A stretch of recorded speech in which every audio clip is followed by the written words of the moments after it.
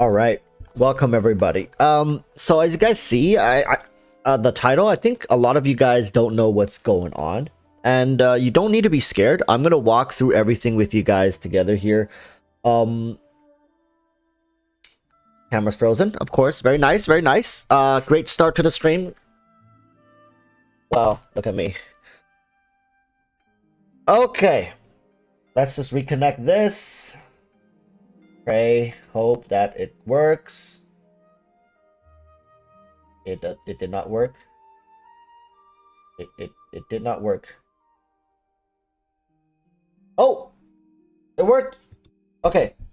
All right. So, for people who don't know, I'm gonna go over this with you guys, step by step, and I'll tell you guys why I saw this coming from like a mile away, and how this is gonna get worse over time, and how it's like it's a multi-step thing, and Genshin is just kind of caught in the middle of it. To be honest with you guys, it's not something that that we should be too concerned with. However, if you are somebody who believes in this about complete freedom and whatever creatively or whatever, it's definitely something you should be seeing given couple months from now, because you'll start seeing this reflected in the Genshin story. When it comes to game design, you won't really notice it that much, but to the story, because story carries thematics, right? There are themes that are portrayed in the story, and it doesn't matter if you're like, oh, it's fiction or not. There are dualities that are being made, where, for example, Liyue is China, Inazuma is Japan, Mondstadt is what is it, like Germany or something, right? So it's like there are these dualities, and people aren't stupid. There are going to be tighter regulations regarding what type of content, story-wise, is okay for Hoyoverse to explore versus things that are just completely off the table. When your content reaches so many minors in the country, and like so many of the minors are consuming your content, it's without any doubt in my mind that there are going to be heavy restrictions placed, and these restrictions only used to pertain to TV shows and movies, right?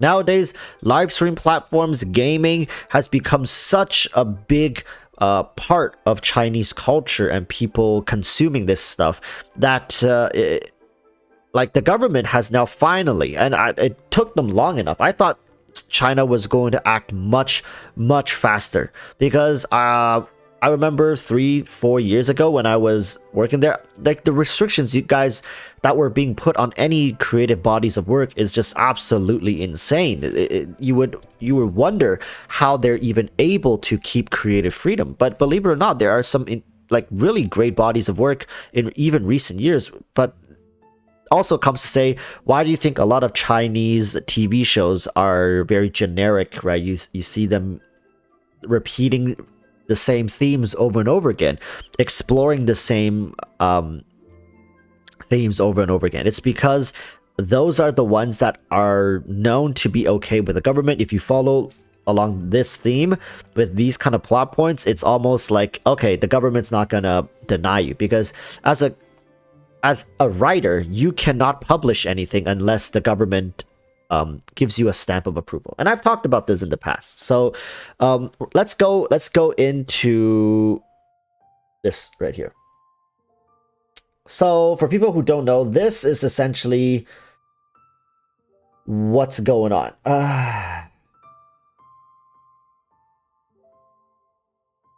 This is the notice. All right, this is the official notice. I know some of you guys are like, oh no, it's Chinese, I can't read it. Let's see if we can translate. This is the official government page. So this is you can see, this is not something like I just pulled up randomly. This is the official government page. It's accessible for publicly accessible, so anybody can Anybody can see this, right? This isn't some like hidden thing. I'm out here breaking the rules and laws to show you guys this stuff. Sorry guys, if it feels like I'm squinting or uncomfortable here, like it's because recently my eyes got infected. I do have antibacterial eye drops that I've put in here, but it's just it's not working. All right, it's not working. So there's gonna be times when I have to take a break and kind of just apply a bit of pressure on the eyes here just to alleviate, because the light, actually, you know what, maybe I can turn off the light. The light isn't helping. All right, the light is making it very uncomfortable. I was working with a client and I had to climb into the attic. Well, I didn't have to do it, I decided to do it because I'm a dumbass. I decided to climb into the attic to try to figure out, like, apparently they said there's some issues up there. They're hearing noises, like they're scared that it's leaking. They don't know what's going on. So I climbed up into the attic, and when I was up there, I got like dust in my eye. And at the time, I just rinsed it out and it was fine. But now, and after a day or so, I woke up with like a lot of pus in my eyes, and I knew, like, oh god, it's infected. So oh, it's tough. Like any sort of light, even computer light, even very dim computer lights, it's like, it's hurting my head actually just to like look at it, because my eyes are so sensitive right now. But nonetheless, we'll go through this. All right, we'll go through this. So what all these rules, a good summary of these rules could be tighter regulations. It's not like specific rules that come out like, okay, you are not allowed to talk about XYZ. No. These rules are mostly just saying there will be tighter regulations when it comes to, let's say, live streaming, or tighter regulations or tighter rules being put in place to outline what is appropriate behavior for live streamers to have, because China understands how influential a lot of these live streamers are in China, right? Like, imagine the population, 1.4 billion. So that's like what? That's like almost 5 times. No, like about 4 times what the US currently has. And right, like, there's a lot of people streaming, there's a lot of young people watching these streamers, and it's just gotten to a point where China feels like they're getting too much influence. They have too much influence, so it's very ambiguous as well. Like, these are the rules that you kind of like, you would almost never see this kind of stuff being put out, because it's extremely ambiguous. It's not very clear, right? It's not very clear what they're saying here. For example, this one says like, strengthen game live streaming's contents and management. Like, what the hell does that mean? What does it mean, strengthens video game live streaming content and management? Right? And like right here, they give they give very brief explanations, because all of this is subject to the government. That's the problem here, right? All this stuff is subject to the government, because they will be the one to deem whether this is appropriate, whether this is because so you like, if you think over here, like, people are dancing on eggshells, after this, people really, like, in CN have to be careful of what they're saying. And of course, you guys, how do we tie this to Genshin? All right, let's talk about Genshin, right? What are Genshin live streamers and content creators in China talking about? They're mostly, like, the really big ones are theory crafters and like speedrunners, spectacle showcases. So most of the time, things that can get you in trouble are the ones that overanalyzes story, lore, thematics. And while those people do garner attention in China for sure, they're not as big and popular. But those people are going to have to be very careful what they say, right? The comparisons they make between Genshin and whatnot, the topics that they start discussing, because China doesn't want people talking about stuff that gets too close to politics. China wants its people to live ordinary lives, just, be a part of society. China doesn't want ordinary people to mingle into politics, like sitting around a table, like in China, talking about politics is not something that's very common, right? Like, and of course, even in the West, people don't really share political viewpoints, as it often leads to arguments and stuff. But in China, straight up, it's straight up taboo. You just don't talk about it. All right, you don't give your opinion, live your life, keep your head down, work hard, and you'll live a great life, right? Everything you could possibly need is there. There's no thing that you can possibly want that you cannot get in China. So unless you want that kind of freedom. So this is the biggest problem, right? Live streamers are not going to be able to talk about certain things anymore. Gaming companies are not going to be able to experiment with as diverse of content as they used to, right? Before, like I said, TV shows, movies were already heavily restricted. There are certain movies that are made in the West that will never make it into China. They are banned. You cannot talk about them. You cannot share them. You cannot watch them. If you do, right, you might not get punished for it, but that's just because they haven't caught you yet, right? So this is the kind of stuff we're talking about. And each of these rules, I can tell you, I already summarized this one for you, right? Like strengthen gaming, live streaming's content, and streaming management. That's it. This one is so banning illegal streaming and sharing of content regarding illegal games. So there are games, right? Because this is the thing, games that become banned by China, you can only get them through like torrenting and sharing, and even like clips of those games are now illegal. You guys know what that means? Like, people registering for these like, if you want to register for the Chinese YouTube, you need to use your like ID. It's not as like you just throw some random email in there and you can get it. No, most of the time you need ID, and especially if you want to live stream. So people, are they really going to be risking their channels and potentially jail time or fines for sharing illegal games and content? I don't know. Maybe some will. All right, maybe someone will, because there's always those people who want to dance between the line. My question is, if this can affect streamers outside of China, is it even possible to selectively ban certain streamers? Okay, Azra, that's a good question. This is how China always does it. When you're a small content creator, nobody cares. Right? For me, my size, nobody cares. Like, for Tectone's size, to a certain degree, China doesn't really care. But it gets to a point where if you have significant influence, like, we're talking XQC, we're talking like hundreds of thousands of viewers at your peak viewer times, and you actively, say things about China or promote content that's not liked in China, yes, you will get target banned. Like, people will not be able to share your clips. People will not be able to view your clips in China. It will get to that point. But don't worry, smaller content creators won't get banned unless you are sharing some extremely hostile content. Like, I'm talking straight up like controversial tinfoil hat stuff. Yes, you can get blacklisted.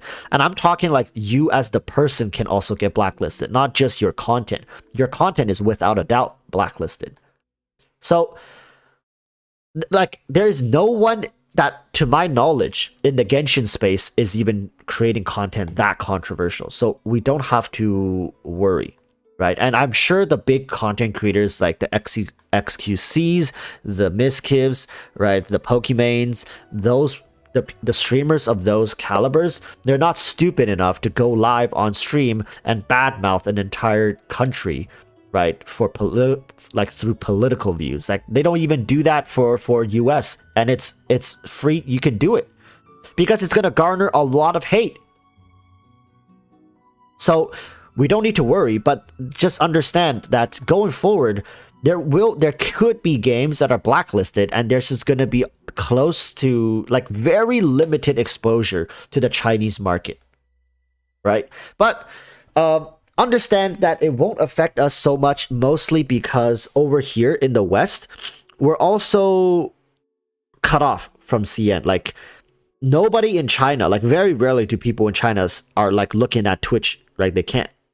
People in China can't look at YouTube. They can't look at Twitch. So it really doesn't matter. It really doesn't matter what we do over here because they're not consuming our content either way. It's just helping us understand that HoYoverse is going to be dancing around eggshells more. And this is a thing that a lot of people keep saying. I see there's a lot of misinformation being spread that people say like, oh, thank goodness HoYoverse left China and moved to Singapore or something like that.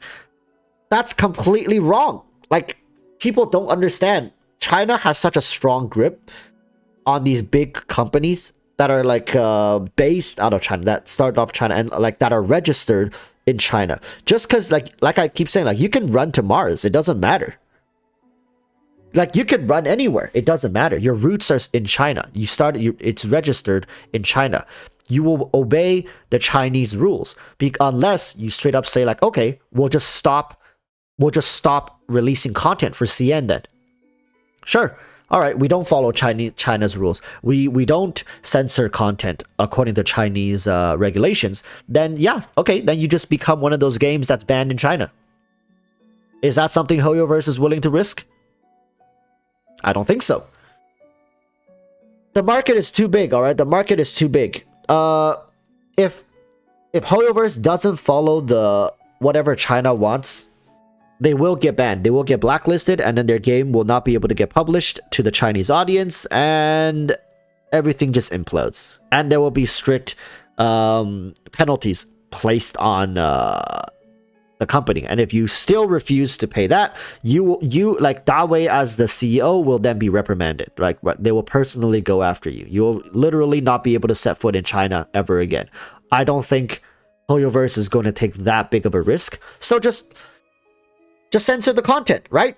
That's the answer. So HoYoverse then, at the end of the day, is going to censor the content. And I don't know why people don't understand this. Why people come and argue with me about this. It's like I'm not the ones here making the rules. I'm just telling you guys that's what happens. And how do I know this? It's because I've literally seen companies, executives. I know people who ran into this issue where they tried to be like, okay, you know, I'll just ignore it. Oh, because I'm a smaller, I create smaller content. It doesn't matter. It doesn't matter. If you want to release any sort of content, creative content publicly, there is a process you have to follow through with. Right? It's not something like you just ignore it. Like it'll always catch up to you. China is very good at this. They have eyes and ears everywhere. So, and people keep thinking when I talk about this stuff that I'm like some sort of pro-China dude. Like I'm not like pro-China, I'm not pro-US, I'm not pro-West or pro-East. I'm simply somebody who knows a little bit more about both sides of the picture. I have personal experience working in these fields, so that's why I'm here telling you guys to be careful when it comes to this kind of stuff. However, most content creators never cross this line.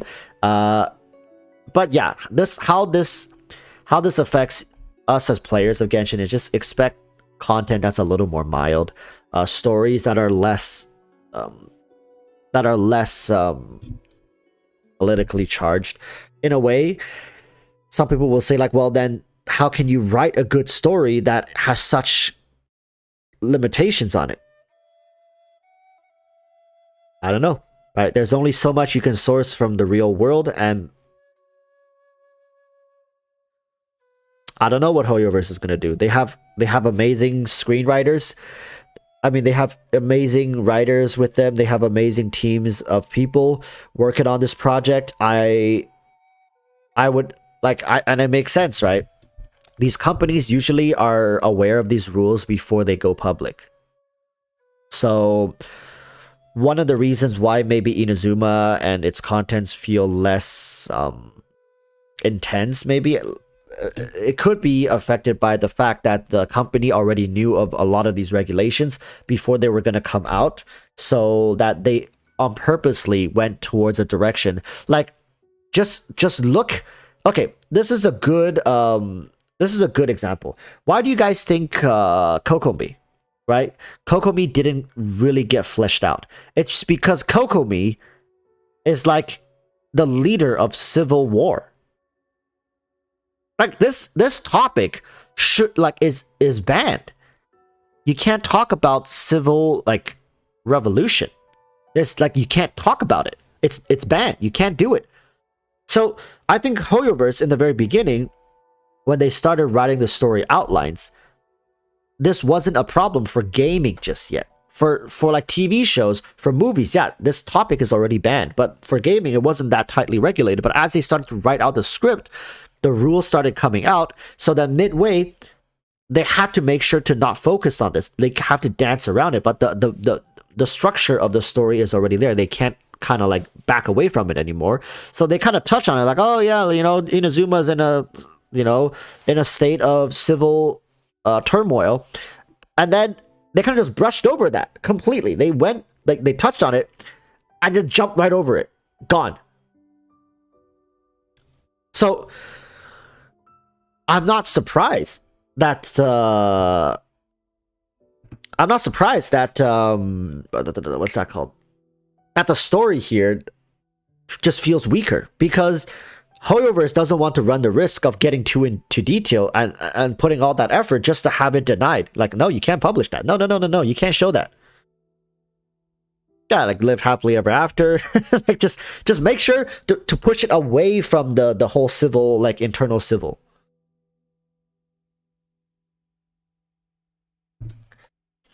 And not civil special operations. That like civil special operations, like that's dancing already really on the gray lines here, right? So like any sort of civil uprising is strictly prohibited to even like talk about, and like, like organizing a protest, dude. Oh my god, dude, it's. That's the thing, right? You don't talk about this stuff. So HoYoverse is very smart in how they dealt with this. And I've talked about this in the past. Like, Kokomi's story just feels so out of place, so weak, because they can't focus on it. Right? Next time somebody talks about it, like nobody knows about this. Like, nobody tries to even do a little more homework on this. There are reasons why, like, the story of Genshin is affected the most here. Not the gameplay, not the, like, yeah, the character designs when it comes to the censorship, like how erotic they essentially, like how much skin they reveal. Yeah, that's tight. That's going to be tightly regulated going forward. And I don't think HoYoverse is going to make two separate skins. I think going forward, they're just going to be a little more reined in and release one skin. So unfortunately, we're not gonna get like two skins of future characters. One for like the more scandalous and exposed one for the West, and then the more reserved one for CN. Because the more they do that, the more they divide the player base between these regions. Of course, right? So. And they have to spend more money to design two different outfits. I think maybe in the future they might just release skins to combat this this issue, and be very wary of how they do it.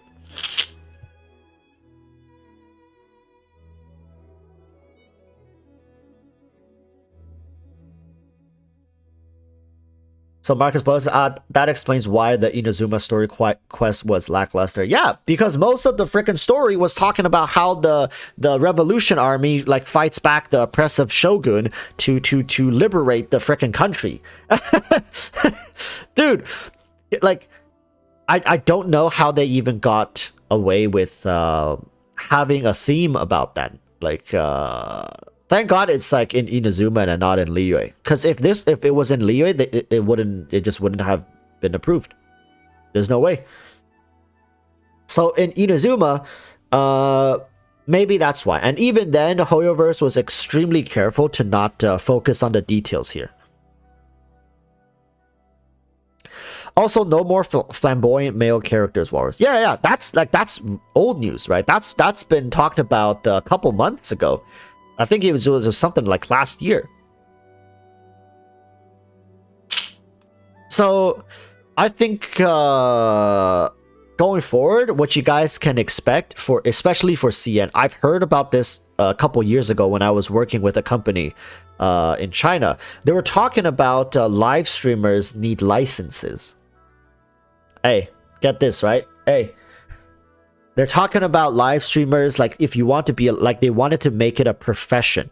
That's not as accessible. They want people to go through like training programs to get like they want like people to be registered within the government to have permits for live streaming. So you're gonna get educated on what to say, how to like uphold yourself, and once you pass the course, kind of like a driving test, then you get your license for streaming. And people who don't have the license for streaming just can't stream.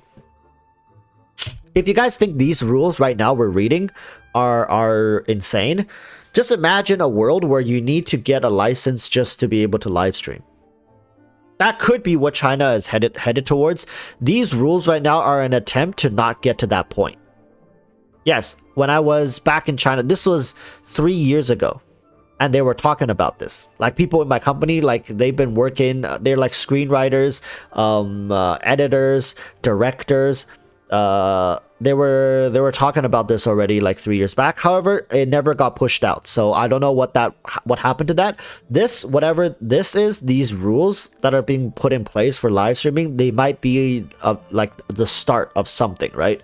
Maybe these rules are enough to keep things in check, and the government doesn't need to put any more restrictions, and then they just let people do what they want. But if people don't listen and this doesn't work, we can very well see a situation where all live stream platforms, before you go live, you have to enter your 12-digit code that you have on your license, and if you don't have the code from the license that is like matched in their system, you just can't go live.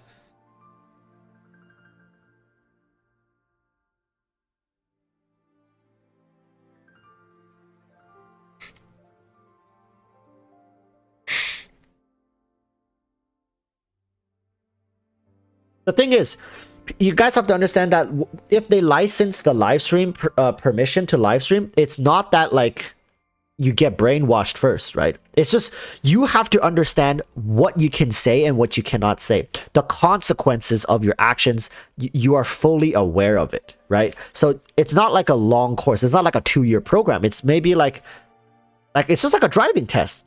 You study at home, understand the rules, you go in, you maybe take an exam, and that's it. You pass, you get it. You don't pass, you don't get it, right? And it's going to be it's relatively easy, but the main point is to be able to put in place a rule set, a guideline, because the goal is to get people to stop misbehaving online. It's to get people to stop breaking, these rules. So that's the goal. As long as people listen to the rules that are being put in place, if this game is banned, don't talk about it. If this topic is not suited for live stream discussions, don't talk about it. If these kind of ideas are sensitive, don't talk about it. Like it's really not hard to follow these rules. I've lived in China. Like there's also a huge misconception that living in China is like this, living in this dystopian society that's like constantly a living hell. No, living in China is very comfortable. 99% of the people like will go to China and probably find it even better than living in the West. I'm not capping right now. It's so like everything is cheaper, right? There's more variance of entertainment. There's shops don't close at 9 p.m. or 8 p.m. Like almost all big major cities have an endless amount of things you can do. Opportunities are abundant as long as you're willing to work hard, right? The technology is like the whole country is developing so fast. Everything is so easily accessible. Yeah, if your goal in life is to stand on the corner of a street holding up a protest sign, then maybe China is not the place for you. But if you just want to eat, sleep, live, love, laugh, start a family, grow old, make some money, make some investments, and then eventually pass away, dude, China's not any different than other countries around the world. But like people just like I see, like especially when I made the video talking about this, people just kind of have their teeth sunk into like everybody suddenly becomes like a political expert that somehow has to share their political views and stuff like every 20 seconds. Yeah, these people are gonna have a bad time.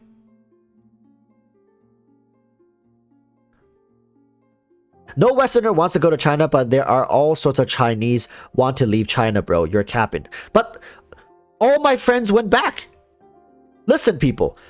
I've had over like 40, 50 friends. They all went back to China. Like their family spent money for them to leave China. Now they're all working back in China. Like, what's that about? Right? Like, back in the day, I met all these people in university. And they all came here as international students, and not a single one is still here. They all went back. Why? Because there's more opportunities over there. They enjoy life over there. As long as, like I keep saying, as long as you're not wanting to hold up a sign at a street corner, spreading propaganda, like, you know, anti-Chinese propaganda. Like, if your goal is just to live life, you're fine. You're absolutely fine over there. Like, if you consume media from the West, you only see the Western point of view. If you consume media from the East, you only see an Eastern point of view. For the most part, it's just in between. The truth is just in between, right? As always.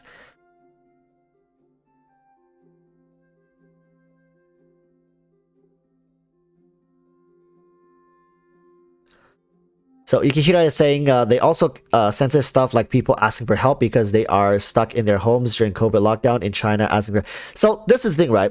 COVID lockdown in China is so extreme. Like, the way they do it is they literally pretty much bar you in your home. It's like imprisonment. You're in prison. Right? You're in prison, pretty much. However, at the end of the day, once it's all said and done, you get to go back to live life like normal. It's just, I think people, I agree. The fact that your freedom can be taken away, like, just like that, right? The government decides when you're free, when you're not. That's like keeping people on edge. It's that you're not truly free. And I get it, right? I get it. If you're asking me which life would I choose, it's whichever one that gives me more opportunity.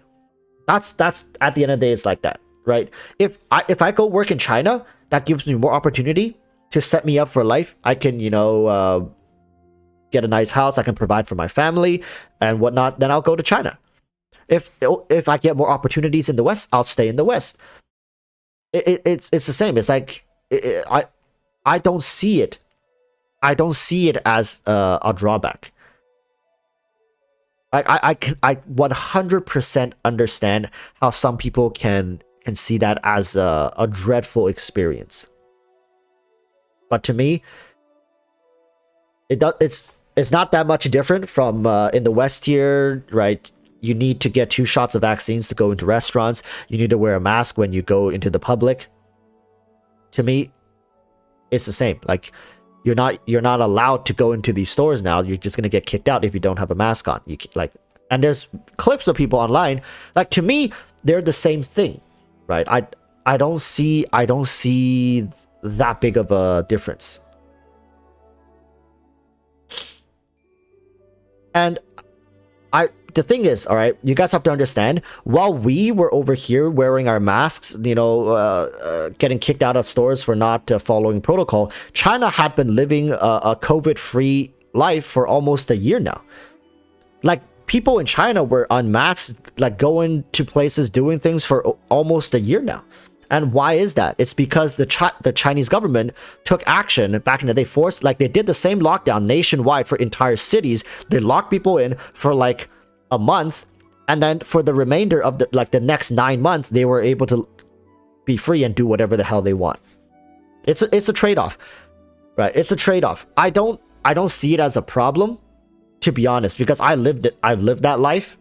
I was in China. I was in China during the SARS outbreak. I was in China during what was the other one? There were 2, right? There were 2 outbreaks. I was in China for both of them, and the protocols that were put in place and the stuff that were happening, sure, it was very uncomfortable for the duration of it. Like, it just suddenly happens. You don't get, like, people, they don't tell you. It just one day suddenly the notice is out. Bam, just like that, and it starts happening, right? It's definitely something that can take you by surprise, and it could be very uncomfortable. I agree, but they're doing that so they can deal with the problem. They're not doing that, right? It's not like the government is doing that to actively hurt you, to actively make you miserable. The goal is to solve a problem, and the problem could be best solved if the people don't interrupt, don't get in the way, are not disruptive towards a goal. Sure, people are going to be very unhappy. There's going to be people who are very ill prepared. Let's say people who did not buy any food and they live on daily groceries. They have no groceries. They got no food. And suddenly you're locked down for a month. You got no food. It's terrible. That's very bad, right? It's the things that some of these people go through is unspeakable. But I think China is one of those places that work on the greater good. They're like, okay, for the sake of this result, we're gonna have it, and then they bring you food, but then it's like once every couple weeks, and then they give you like 2 days worth of grocery, and you have to like survive off that for a week. It's very dystopian if you think about it. Yeah, I know, and that's why like nowadays a lot of people in China like to stock and hoard stuff. I have a really close friend of mine. He's also a YouTuber. If you guys know about Neo, how many people here knows about Neo? He makes Neo videos here on YouTube. I think I gave him a shout out back in the day. His name is Mr. P Neo Videos. He's my high school buddy. So this guy lives in, I don't know if I can even find a video where he, like, we did a shout out for each other, but like what my point is, I have friends who I talk to almost every day who live in China, and they tell me about this stuff, and I live there myself too. It's not as bad as the West makes it sound to be, but it's not as good as China makes it sound to be either.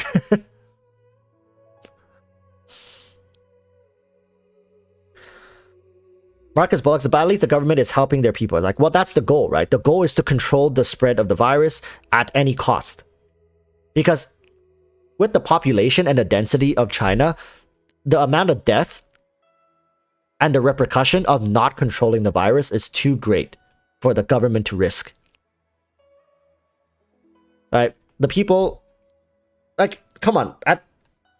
Normal citizens don't really know as much information as the government. Same with the West. There are things that we just don't know. The government does their whatever they can in their best. Like, I would like to believe all governments function towards the best interest of the country, not the people. That we can agree on. All the governments want to make their country better, and most of the time it's at the cost of the people. Most of the time. But this is getting too political. I just want to share with you guys what I think, because with my experience, I don't think it's going to affect Genshin as much as most people think it will. The biggest part of Genshin that will be affected, which already has been affected, is the story.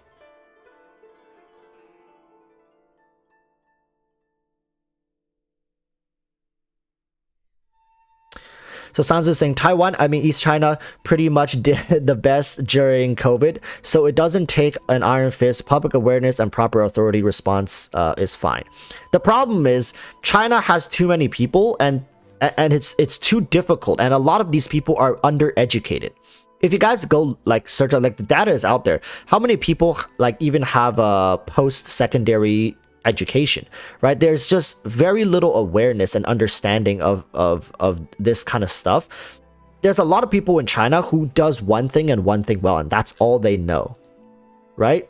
That's all they know. Their jobs is all they know. So if you're in the tech industry, that's all you know. You won't know anything else. These people are very driven into one aspect of their life. Yes, there are people who are better educated, but for the most part, they're not very well educated. And when you have a million people, and like, I don't know, at this point, how, like, what's the percentage of people? I'm gonna Google it right now. How can you even Google this? How many people in China has that can host.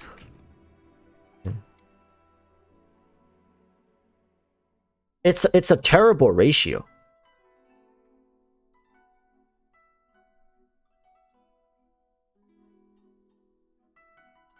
$52.2 million.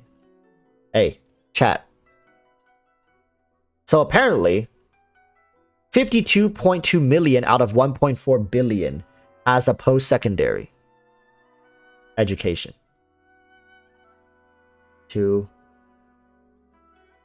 Right? Divided by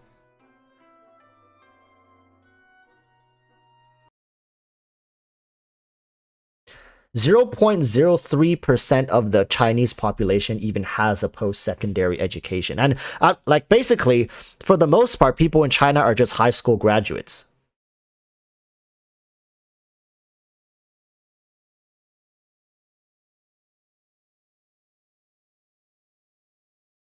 Santos, by the way, I'm going to do a giveaway. Ayaka or Miss Splitter for the Kaching mains or Yellen. For the Kaching mains. So basically, you're telling me the requirement is that they have to have leveled up Kaching to a certain degree, right? That's the requirement. Let's do it.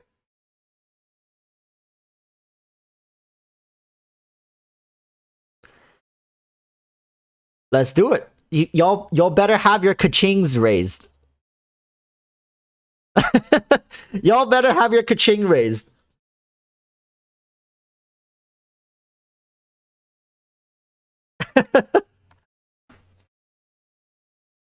That just eliminated 99.9% of us.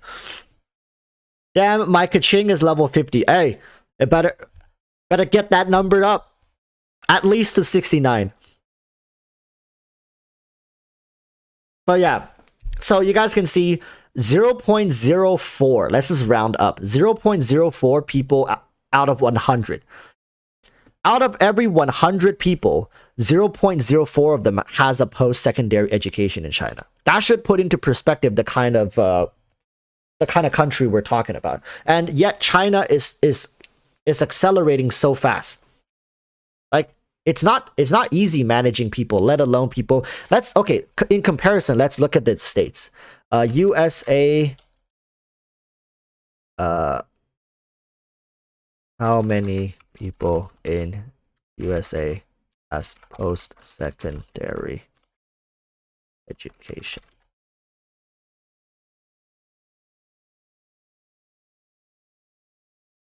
So in 2020, about 37.5% of the US population who were age 25 and above had graduated from college. So 37.5% versus 0.004%.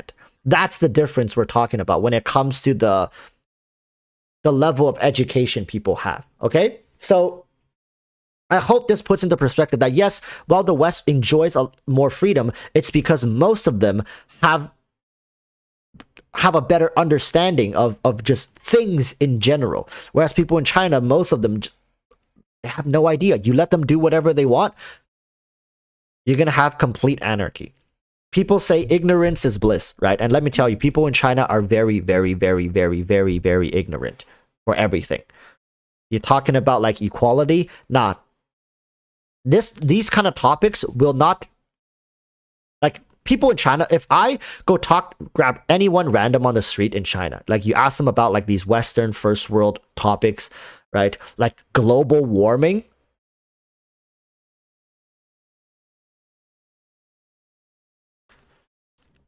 So are you saying China doesn't deserve democracy? Not yet. China's not at the point, I would say, that is going to function very well. Like there's going to be complete chaos for the most part. But give it some time. Once the nation stabilizes, once their growth kind of like flatlines, and let the country kind of stabilize within itself, and I think more and more people get access to education and just better quality of life, then like the average like population is just gonna become more suited to have their own way of thinking. You know, that's what I think. I mean, that's just my opinion. And living there, like I can't talk to most of these people. Most of the discussions, I can't even hold a conversation regarding modern world issues with most of these people. It just, I can't. They don't understand it. Sanzu River just applied wet status. Damn, that's hot. Don't need to have Kaching leveled or even have Kaching. Just saying it's usually the Kaching mains who really wants the mist splitter. Oh, come on, Sanzu. Who's gonna, if they get the mist splitter, how many are gonna use it on Kaching? Even though it's a great weapon, but I don't. But sure. We do have some funds left, so don't worry about that. We do have some funds left. We'll move. Let's see. When should we do the giveaway? We have to do the giveaway.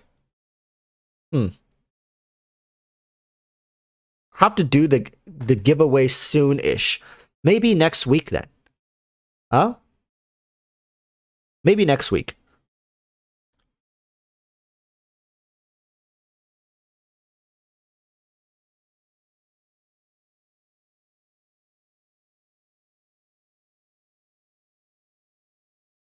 The thing is, the quality and knowledge of most Chinese is kind of low. Yeah, because China is focused on growth right now. They're not focused on anything else. So if you study something in China, it doesn't matter if you're like a master of everything. No. You need to be really good at one thing. And then you just do that thing. You get slotted into that thing and you just do it. They have, it's very efficient, to be honest. Like, I'm pretty impressed every time I go back to China, how they can function at that level. Considering how uneducated most people are. Like, don't talk to them about human rights and don't talk to them about like modern issues. But if you ask them about like any sort of technical stuff in their field, they will rival the best in the industry. All right, I can tell you that much. So you can take somebody from the West who is a complete master in a certain field, as long as it's not creative.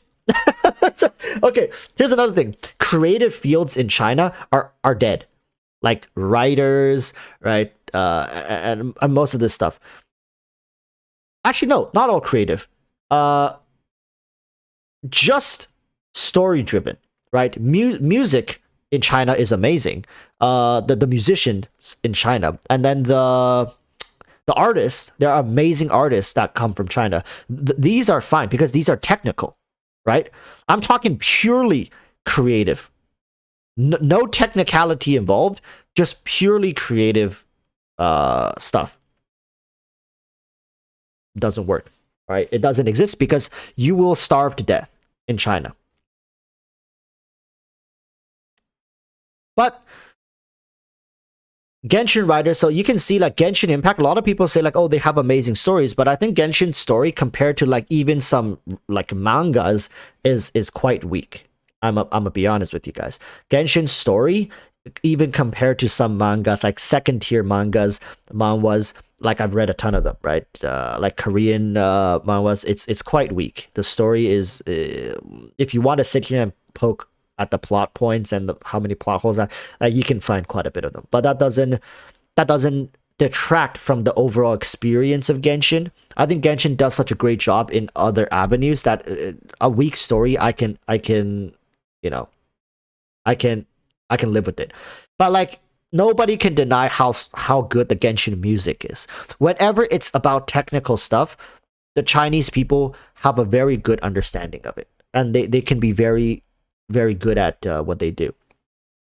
But my biggest problem whenever I go to China is like, whenever we're talking about stuff, the conversations don't run very deep. It usually doesn't run very deep unless they're like a philosophy professor. Then it goes a little too freaking deep, if you know what I'm saying.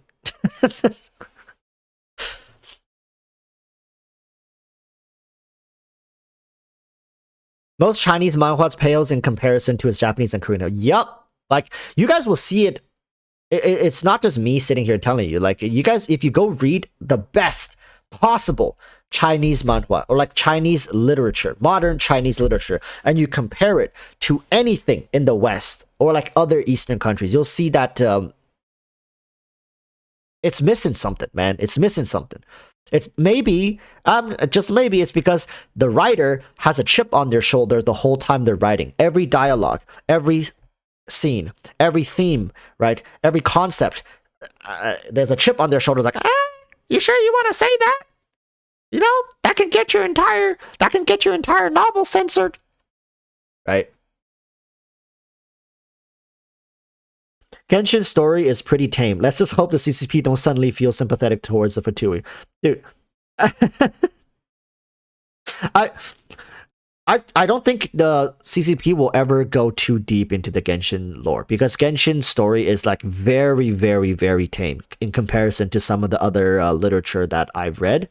So, like modern literature in China. So we don't have to worry too much. But it's all about how HoYoverse wants to take this, right? If HoYoverse feels like, you know what, let's take it back even more to make sure that we'll never like get on the radar, then we might get affected. However, at this point, I've accepted it for what it is. There are limitations for it being a Chinese game. I will never play a Chinese game for the story. And okay, how many people here knows about the story Journey to the West? You guys know about it? Like, in the future, like, I feel most of the Chinese story content, like AAA games, if they ever do develop it, they will, like, why do they keep referring back to Journey to the West? Why do they keep bringing back the Monkey King? It's because that is a story that has been tested, right? The literature is safe. You can use it, you can reference it, all you want, right? It's like a cheat. If you're in China and you want to create some sort of literature, just base it off of Journey to the West. The characters, the lore, the thematics, it's all safe. You're like, that's why you see so many different variations of the same frickin' story popping up left and right, left and right. That's, you know, it's because it's easy to build off of something that already pre-exists that is safe from the government. The government says, this is okay as long as you follow these parameters, your work will be fine. You know, it saves you like years of headache and paranoia. Because imagine, right? How many people here are writers? How many people here have written something, any sort of creative bodies of work? Can you imagine working on something for like years? Let's not talk years, months, right? And then just to get it completely denied, and they won't even tell you why.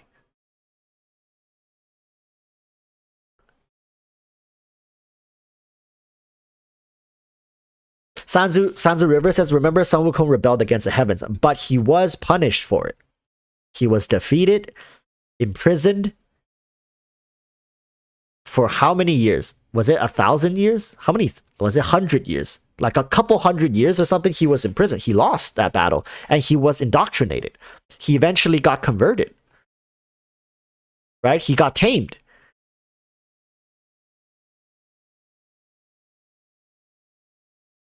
Xander Kai says, where is that giveaway happening that was mentioned before? It's gonna be happening next week, Saturday. Sansa River says enslaved even. Yeah, like he got the ring, like the headband, right? On his, like, exactly. So it's like the story itself, like if somebody were to write something similar nowadays, probably wouldn't get approved. One of the reasons that the Journey to the West is even approved and used widely across Chinese literature is because it's so old, right? And it's so popular to the point where even if they wanted to censor it, they can't anymore. Everybody read it while growing up. Everybody consumed different versions of the story growing up. It's deeply ingrained in people's culture, and to a certain degree, it holds national pride, right? So there's nothing they can really do to it.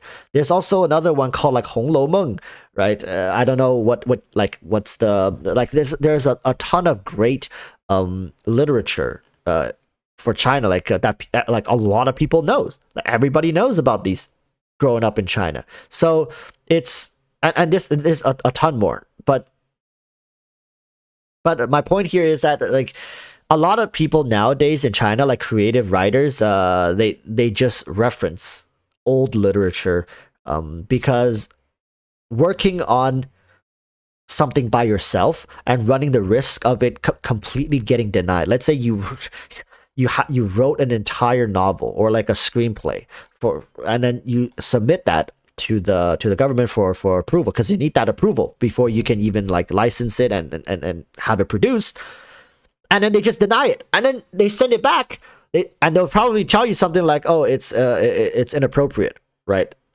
What's inappropriate? What page? Where? Oh, it's inappropriate. That's all. That's all you get. Like I've submitted stuff that I've written because I was working as a screenwriter at the time.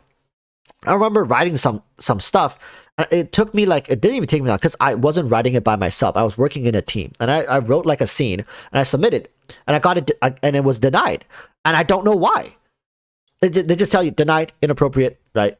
Like they don't tell you the theme is inappropriate or a dialogue. It could be literally something a character said, and your whole scene gets scrapped. Like, nope, denied, nope, can't do it. They don't care. Can you imagine how frustrating that is? So the solution is just to write everything very mild, very tame. But then what ends up happening is there's no conflict. There's very little meaningful conflict with between characters. Oh, like yeah, a word, literally something a character says could destroy the whole movie. Like this movie won't get produced. So now all the dialogue is very bland, all the conflict is very mild, right? The thematics are very shallow. There's no depth to the story. You don't really feel connected to these characters. They feel out of place. The way they talk doesn't feel real. That's not how normal humans talk. The writers know this. It's just they can't make them sound real, because when it sounds too real, then of course you're drawing from the real world, right? You're drawing inspirations from real world events and stuff like that from the real world, and who knows, one of those events might be, just banned. Ip Man sounds great. Well, Ip Man is for the most part, Ip Man was very patriotic, wasn't it? Right?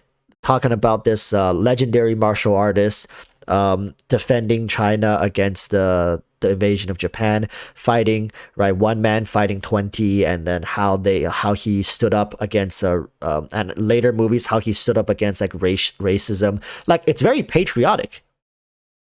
Like look at, like when I watched the most recent Ip Man, the one where he was in the States and he was fighting the lieutenant, and how blatantly racist, like that could be done much more subtly, like sure, like somebody from the army is going to be very blatant and very like during that era, because they have the power, they can say whatever they want, of course, but just like the diction, man, the way they choose to say certain words, because in Chinese movies that are produced in China, if you're talking about the West and the East has to always look better. That is something I had to learn the hard way when I was working as a screenwriter. The East, which is China, has to always look better. Has to. There's not a your movie will not get produced if you make China look bad in your movie. Yes. Yes. Like you can have the character or like that represents China first adversity, but then they must rise triumphant. It's a difficult, that's why like you don't see many people writing this kind of stories nowadays. It's very difficult to write this kind of stories because everybody, like the audience isn't stupid. Like Chinese people aren't stupid. Like they know, right? They know exactly what's going on here.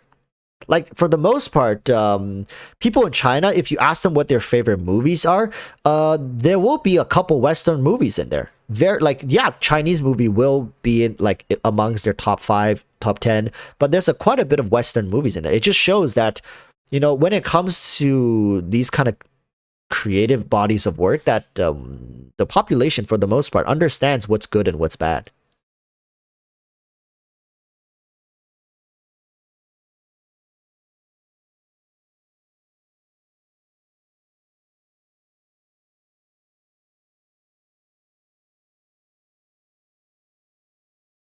So that's pretty much like, let's see if you guys so Marcus Bullocks is saying, damn, you mean to tell me that by the end of the Genshin Impact story, endgame will just be the twins simply shaking the heavenly principal's hand, no conflict, no drama, anything? That is a very possible ending. I'm just saying, like, everybody, you know, hold hands and sings kumbaya, and like, it just, I'm sure there's going to be some sort of revelation, right?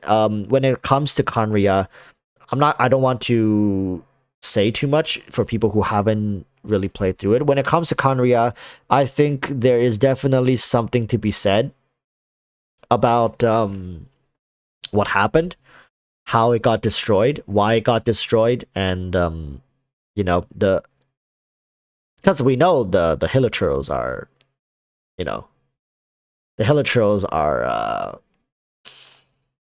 the good guys. Like, I mean, who knows who's the good guys right now? Nobody knows who's the good, who's the bad in Genshin.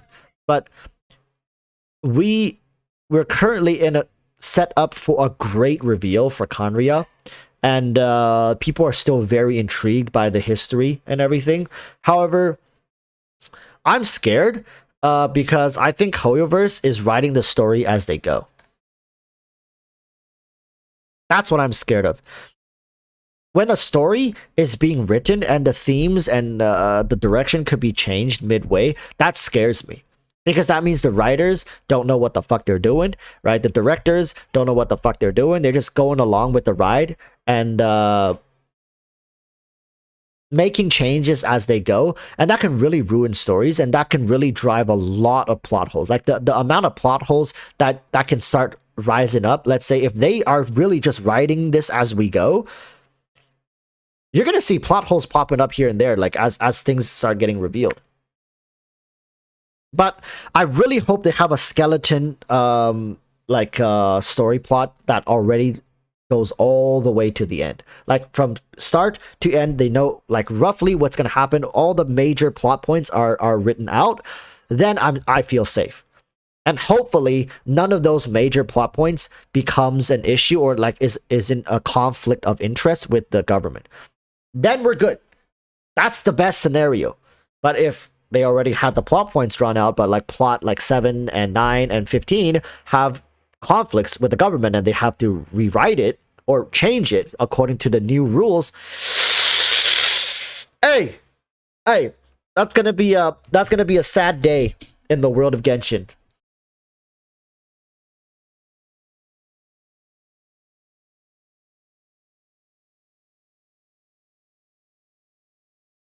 Kingdom Hearts don't need an ending. It's convoluted enough. It may as well be Evangelion. Like, I'm so scared that because they change things so much that the ending is just gonna be like confusing as hell. Be like, oh, this happened, and then that's why you got sent over here, and then through here this happened, and remember this, and then that's why it ties into this, and then this, and then that. And like it just feels like they're tying things together as they go, and be like, oh yes, I know we can make references to that. Oh, that'll be cool. Because when you write something, I don't know, like beginner, when you just get into writing, you'll have something that's really cool, like a scene, let's say a fight scene or a dialogue or some sort of review. You're like, oh, that'd be so cool. And then the whole time you're writing, your whole purpose is to get to that scene.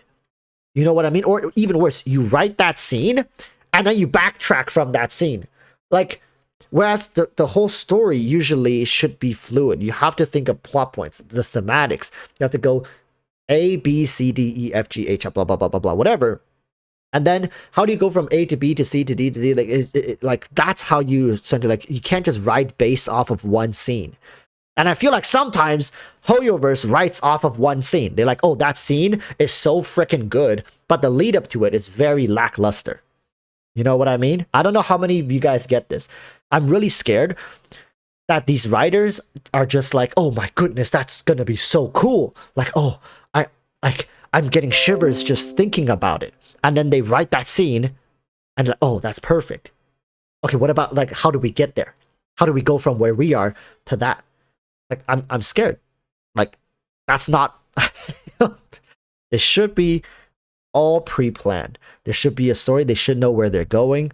They should know why they're like all like the characters are doing what they're doing, the motivations, the drive, right? And I would like to believe that they have, because I've met amazing writers in China. Like during my time when I was working there, there were some really amazing writers that I got to meet, just talk, and they know like they know everything, man. They know anything from the time of the Greeks all the way until modern time. They can pinpoint to different points in history where like certain events, and I was like, that is so eye-opening. They know so much. Right? Just because a lot of the stuff is banned doesn't mean these people don't do their research and read and learn about this stuff. They're very well educated if you ask the right people. But it's all in there. They can't write it. They can't reference it. They know it. They just can't talk about it. And in part, that's the tragedy. Right? That's the tragedy. For the people who are ignorant and people who are just living life normally, they don't feel it. But the real prisoners are the ones who knows everything but can't share it. And they can't even do it through creative writing. Feels kind of bad. So I trust that the writers knows what they're doing, and they understand all the technicalities of writing a good story. Is just how are they going to piece it together. And right now, in some parts of Genshin, I really question like how much effort they're putting into to the lore here. But with all the stuff that's sprinkled throughout, I know that there's a ton of stuff going on. Like I was in Flowcat stream just now, and I there's just stuff that I don't know because I skipped through so much. Like I would say 10% of the Genshin lore is amazing, but the other 90%, and I'm including the event quests and all the like the side character quests, kind of yikes. So am I gonna sit through 90% of the yikes just to get to that 10% of nuggets? And I don't even know when the nuggets are gonna drop. Probably not.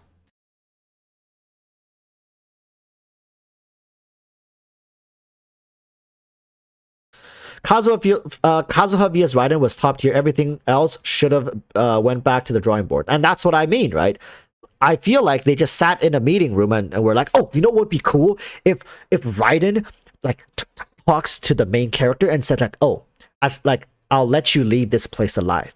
But the second they leave, like the second they step out of the area, she attacks them. Oh, that's gonna be so cool. And then Kazuha comes in. Kazuha comes in to block her strike. Wet status. Damn, that's hot. A lot of the lore is in artifacts, weapon archives, books, and it's all there before the relevant quests happen. Makes me doubt they that free form. I honestly feel like a lot of the good lore is hidden, like in this stuff, is to kind of hide it from the government. No cap. Like this. Okay, I might need a tinfoil hat now to kind of talk about what I'm about to say next. Is that the government most of the time will regulate the main story, the script. So like what your characters say, what the story is progressing towards, they will have to evaluate that. They can sometimes even audit that.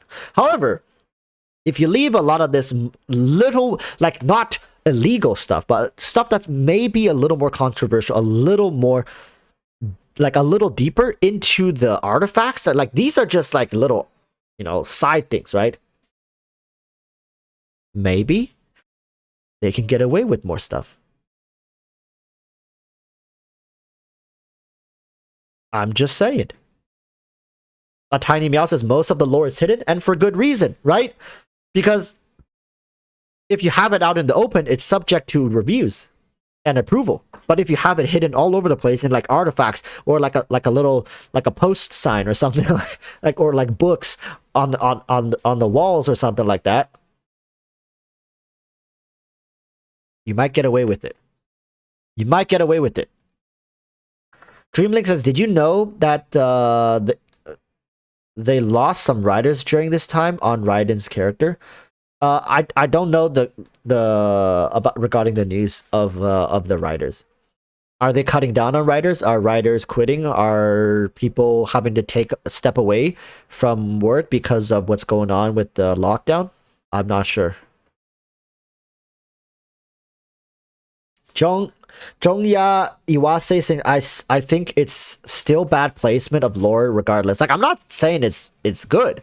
I'm just saying in a way, maybe to avoid strict detection and regulations, they hide it in other areas and do it that way. I don't know. Honestly, I don't.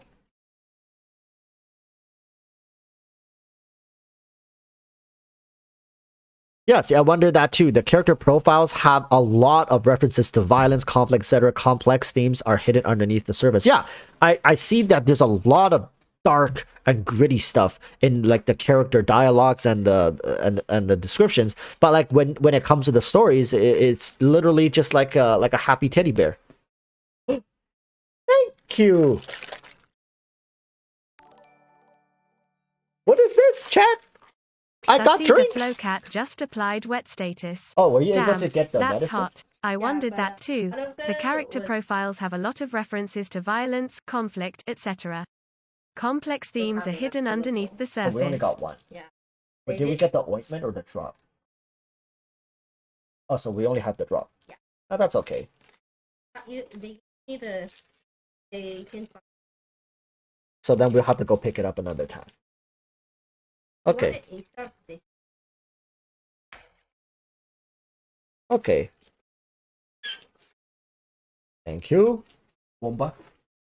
Thank you, Beluga-chan. Beluga-chan, you want to come say hi to the stream? Oh. You have to come closer. Good.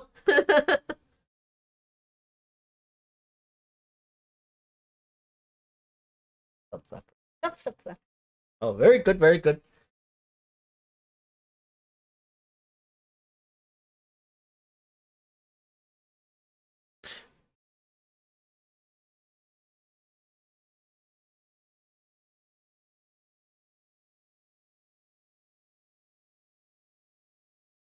Oh, thank you, thank you.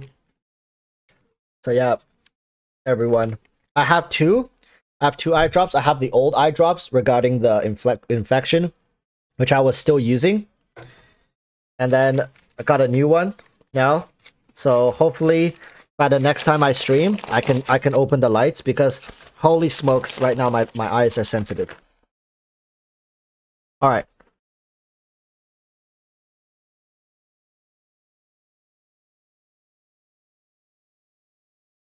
Where's the tea from? It's from Coco. Coco. It's a chain brand. I'm sure most people would know it, right? Coco.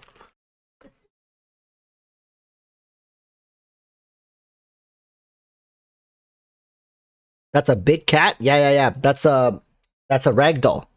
They're pretty big. They're almost as big as like Norwegian forest cats.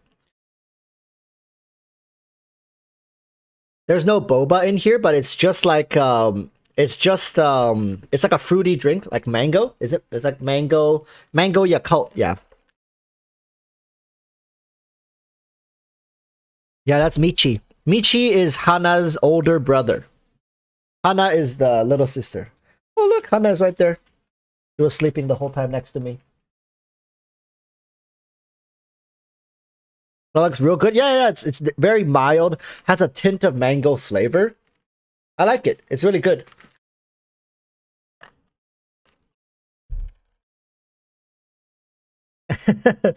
Let's see. We're gonna get into an account review real quick here.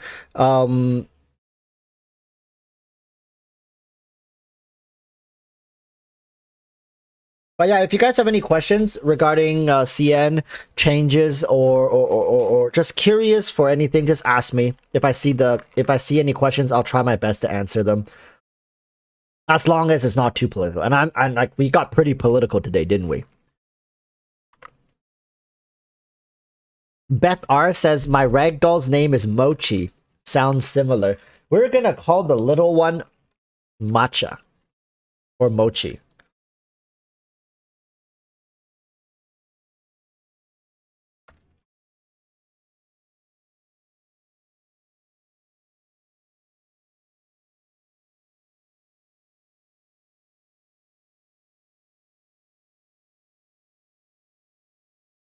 Let's see here.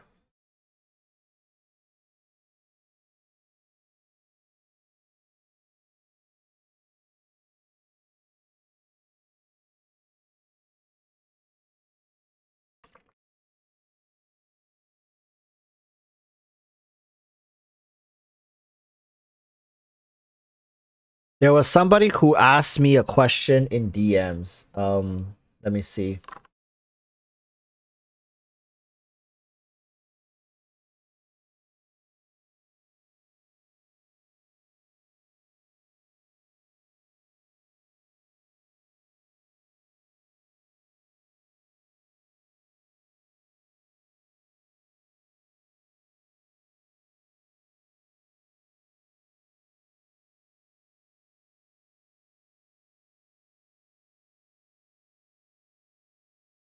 Mm,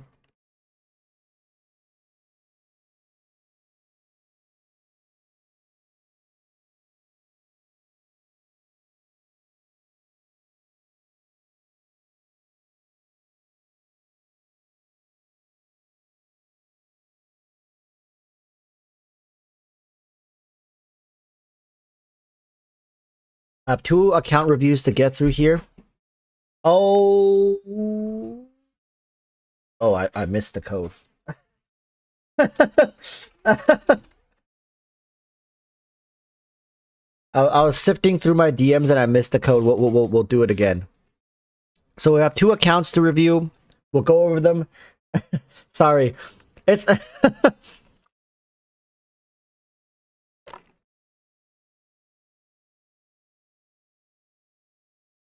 Bet Darts as well. I'm gonna take off and attempt to do Abyss. Good night. Yeah, Abyss reset.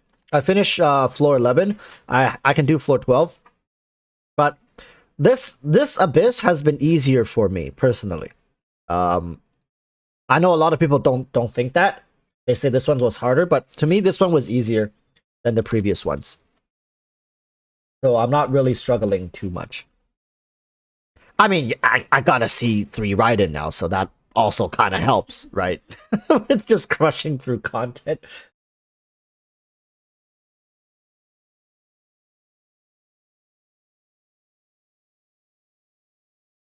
So let's do 2 account reviews, and then that's going to be that today. Let's take a look. So just a reminder to everybody, we're doing a giveaway. I mean, Sanzu's doing a giveaway. We'll do it next Saturday. How's that?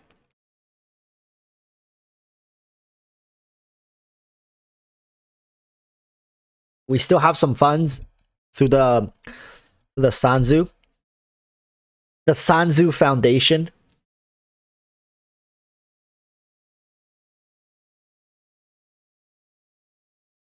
All right, let's get in here real quick. It's gonna be either for a Mist Splitter or an Ayaka.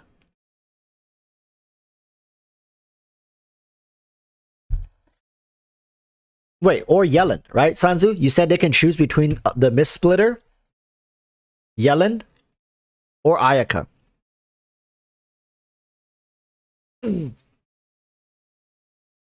All right, so we're in the account. First and foremost, as always, we have to take a look at the characters. Right? I'm because this page tells me a lot about what their priorities are. Depending on what characters they have, what constellation they have them at, what kind of supporting characters they have, you can really understand the direction that they're trying to take their account in and who they want to emphasize on. For this one, depending on what constellation Sara is, I want to see like how they've like done with their Raiden Shogun, got Yaimiko, right? So really hoping to see like a high constellation Sara, especially with both of these characters on the roster. They have Ito, and they also have Albedo and Zhongli, which is really good. Where's Goro? They do have Goro. Curious as to what constellation that is. They also got Kamisato Ayato. I guess Ayato Raiden could kind of work in a team-ish. But Ayato doesn't really have much access to freeze, as you guys can see. So curious as to see if they want Ayaka. And if they do pick up Ayaka, having these elemental teams, like if you have Ayaka, if Ayato, have Raiden, Akazuha would be really nice. They already have Venti, so currently right now in the Abyss, they might be cruising. Just saying. But overall, you see, that's that, right? Characters that they probably, like, I don't know this person too well, but I would assume they may be looking into these 2 characters, maybe. right? Maybe. We'll see. All right. Let's see who they have built and how they have built these characters. Let's bring chat back on screen.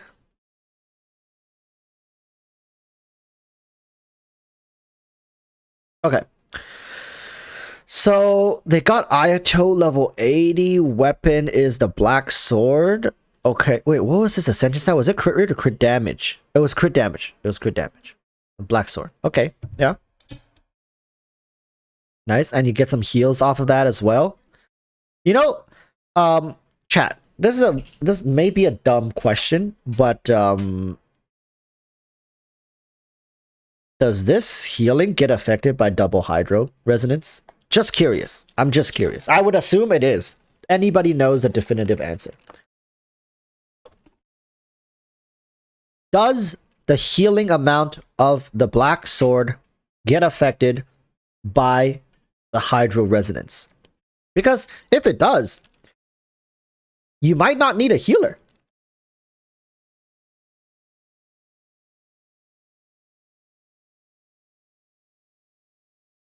Yes? Okay. So, in a way, if you run double hydro with this sword, let's say you run Xingqiu, right? Might not need a healer. Maybe. Depends on how good you are at dodging stuff, right? Double attack piece, so you're still working, so you're working towards the echoes, right? This is the one you want to eventually work towards. I see you're putting a lot of grinding in for the artifacts. Damn. Okay, work in progress, attack, okay.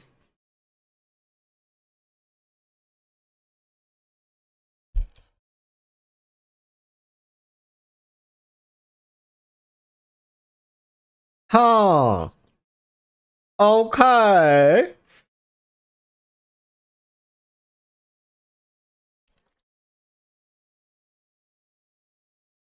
Okay. These two pieces are really solid. Probably gonna stick. Unfortunately, this isn't do you have a Zhao? You don't have Zhao, you don't have Yoimiya. Oh, don't have Zhao. Unfortunate. If you had a Zhao, whew.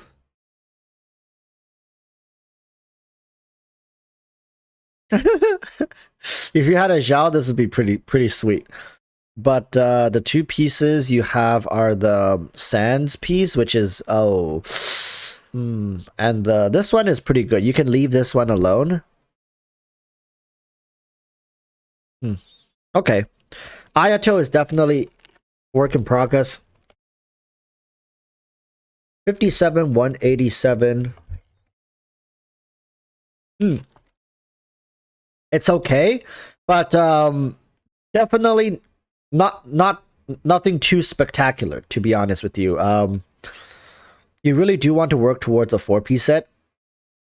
Even for now, I would say, like, if you can run a 4-piece Heart of Depth, you're probably going to get, like, some pretty decent... do you have the Heart of Depth? You do not. You do not. Well, that makes sense, right? If you can choose between to farm the Heart of Depth or this set, of course you would choose this set. Makes sense, makes sense. Zhongli, we're not going to really look at the support characters. I just want to take a look at your main DPS, because... 65, 178. Are you using a 4-star weapon? Yeah. Serpent Spine. You're the 65. So you are running a crit damage headpiece. Yeah. Okay. Oh. Leaving a bit to be desired for the artifacts, so the ceiling for Ito can really like skyrocket here with some upgrades. But let's see what level is Ito. Ito is level 90, so Ito seems like one of your main characters, right? Level 90. That's a lot of investment put in. The weapon is level 90 as well.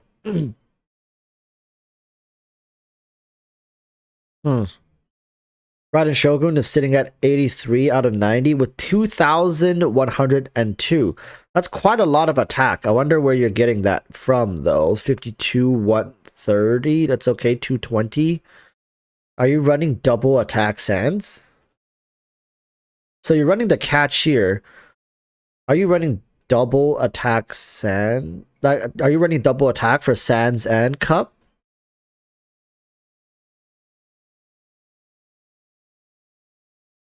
Hey. Okay. mm,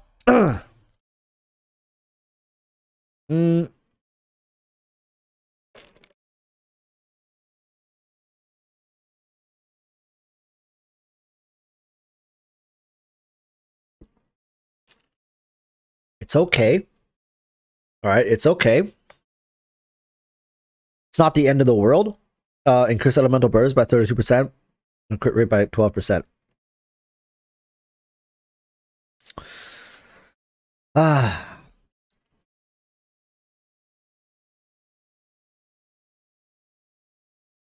But like this sands just feels kind of, you know,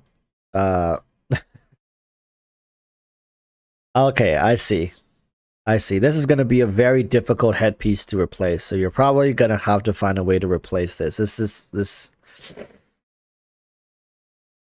Raiden Shogun also has quite a bit of ceiling to like these two pieces plus this one. I mean, this one is okay. You can get away with this one. It's fine. Not going to be too worried, but like these two pieces, I feel like could need some love, right? I'm sure you're also thinking the same. And to be honest with you, I would take an energy regen sands if the substats are like somewhat equivalent or better than this. So like you're actually farming for two different sands. You can get an attack sands, fine, sure, you can use it. 220 energy recharge, a little on the low side, but you know, you can live with that. But if you get an energy recharge sands with, you know, decent substats, you can use that as well, right?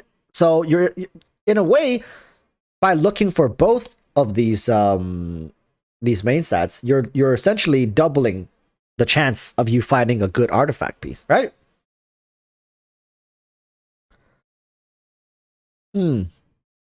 Okay. Constellation is 0. Crowned. Oof. What about Ito?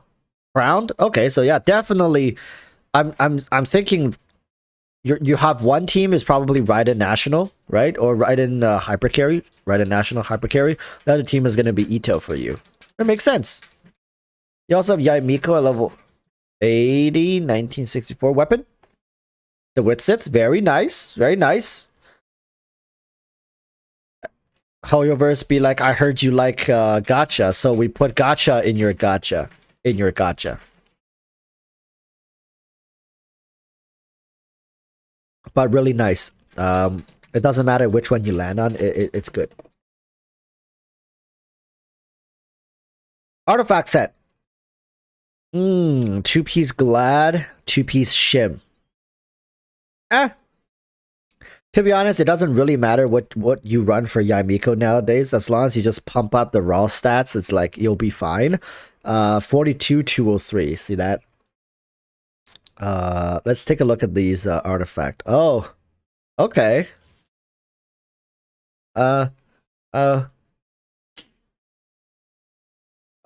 Unlucky with some of the rolls here, but it's fine. Crit damage. Oh, okay.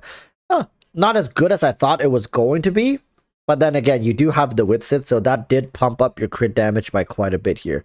Overall, okay, but just you wait, right? Once we get the artifact set for Yaimiko, we're pumping. We're gonna be pumping. I think it's gonna drop along with in 2.8.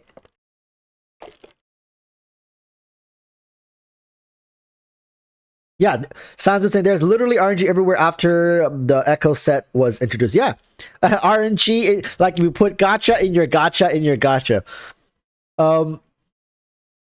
I haven't even finished farming the Echo set. Like, I have a pretty decent Heart of Depth set that I'm running on Ito, and I'm just like thinking, like, do I really want to spend, you know, like 8,000, 10,000 resin to farm like a god tier? Like, okay, 10,000 for a god tier, that's a bargain, right? So like for a mid tier set, I don't know. But Yamiko is seemingly kind of in stasis right now. What I'm saying is like I would advise people not to dump too much resources into Yamiko and just wait, because there's a chance she might get her artifact set as we approach Sumeru. There's a chance, right? There's a chance. So I want to take a look at your Goro, because I'm hoping you're pairing Goro with Ito, and then your Sara, hopingly. Okay, I mean, it's a work in progress, or work in progress. Slowly working towards that C6 for both Goro and Sara. Don't you just wish that these two characters somehow end up on the same banner for you? Like for most people, if you don't build Raiden, if you don't build like Geo teams, and you see Sara and Goro on the same banner, you're gonna be like, oh, yuck! Why? Hoyoverse, why? And then there's this dude who's just like, they got their Raiden Shogun build, they got their Ito build, and they're just banking on the fact that one of the days, the banner is gonna have like, I don't know, like some, like another 4-star that's somewhat like useful. I don't know. Maybe there will be a day where there's a Xiangling, a Xiangling banner or something like that with Sara and Goro, and this guy is gonna be jumping up like, yes, yes. And everybody else is like, oh man, come on.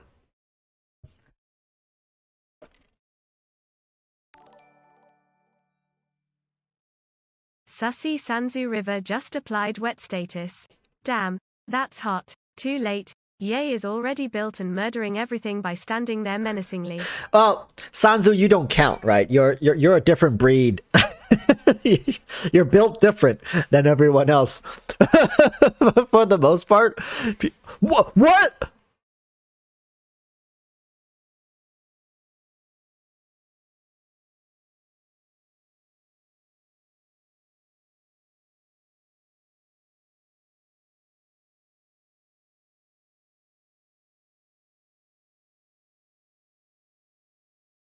Are you kidding me? Did you get lucky, or did you actually go for it? This is like the only, apart from standard banner, this is like the only 5-star character this guy even has a constellation for. Oh!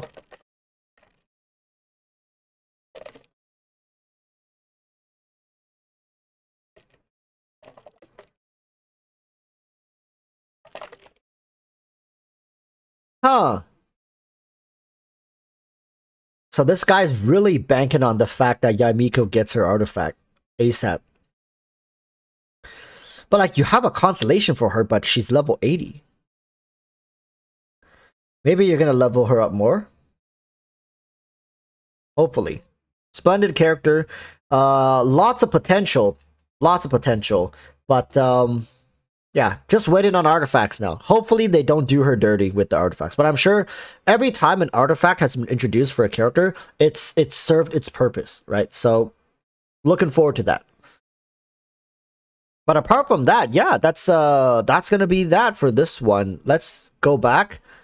So okay, now that I've seen your account, one of the things that I do think you could benefit from, it's like a more reaction-based team comp. Currently, you have Raiden Shogun, you have Ito, which are more like mono elemental teams, right? You could start looking into the potential of building a strong reaction teams, and I'm saying like Ganyu Melt, or you can have like Hu Tao or Yoimiya Vape. People keep thinking Yoimiya Vape is kind of mean, but it's not really, because she hits so fast. Having a Xingqiu with Yoimiya can deal massive damage as well. For people who don't know, like Yoimiya Vape is actually it's very much real. The only thing wrong with Yoimiya is her auto targeting. It just feels kind of bad. I'm so lazy, I don't want to deal with it. So I use, most of the time I run Hu Tao, and also because I'm so used to Hu Tao. Apart from that, if you're interested in freeze teams, so like the thing is, your freeze teams, you can choose Ayaka, but if you get Ayaka, then you're running, I guess it could work. You can get Ayaka, you have Ayato, you can run Xingqiu, and then you can run Sucrose, right? Because you don't need You don't have to have Kazuha. You have Sucrose. You can build a very solid freeze team. All right. And the reaction teams, you can look, because you already have Xingqiu. You can do Hu Tao, Yoimiya, or Ayaka. You're fine. And then you already have Jiangling, so you can also do Ganyu. So reaction teams, you can see whichever you want. Look into the preferences, how you like to play the game, and you can go from there. All right. But overall, for artifacts, I do think you need to farm a little more for your Raiden Shogun. And when I say a little more, probably is like 5,000 resin more. So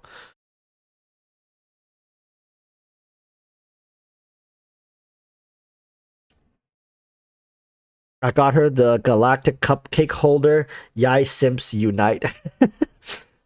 I I do think Yamiko may turn out to be a good character in the long run, and as her artifacts comes out, right, as more content gets released, maybe Hoyoverse puts more emphasis on this type of playstyle like they did with Kokomi, because Kokomi, when she first released with the content that was currently like available at the time, she wasn't that popular. But look at her usage now. They skyrocketed straight up to 80 something percent. Who's laughing now, right? So, and there's still people who say Kokomi is trash. But I'm just saying, a lot of people are shitting on Yaimiko right now, and I have to agree for the most part that she's not doing anything spectacular, and there's very little, right, like that you can say like, okay, bring a Yaimiko for that. Very little.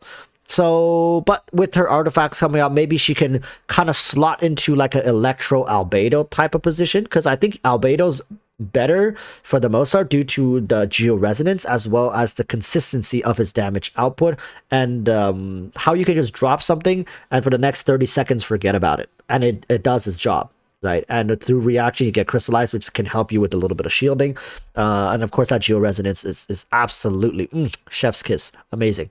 And then Yaimiko, the electro resonance is kind of yikes for the most part, and then she herself has quite a bit of maintenance to worry about. Being a sub DPS, you have to put so much attention into rotations and uptime, and then of course there's the auto targeting issue. Just doesn't feel right. All right, it doesn't feel right. She's more of like a burst support DPS, to be honest with you guys, but she's like a hybrid. She can do off-field damage with her elemental skill, and then she can come on the field to do a burst damage that feels a little more substantial than Albedo's. But I wish people the best of luck who have summoned for Yaimiko, and that 2.8, all right, fingers crossed, 2.8 is when they drop her artifacts. If not, hopefully in sync with Sumeru. I was saying 2.8 might be Sumeru. It might be, might not be. I don't know. All right, might be 2.8, might be 2.9, might be 3.0. But safe to say, within the next couple of patches, Sumeru is coming out, and with Sumeru, I feel like Yaimiko is going to play not a major role in Sumeru, but like she's going to get some attention and recalibrations through artifacts. All right, that's all that I'm saying. So, a tiny meow, are you here, my friend?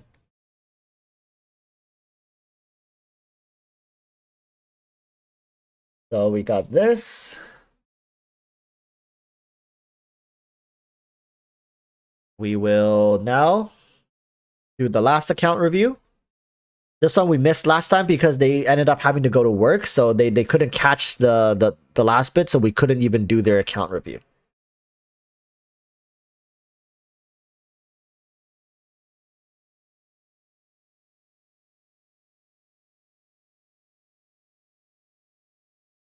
All right, let's see if we can hop in here and see what's up.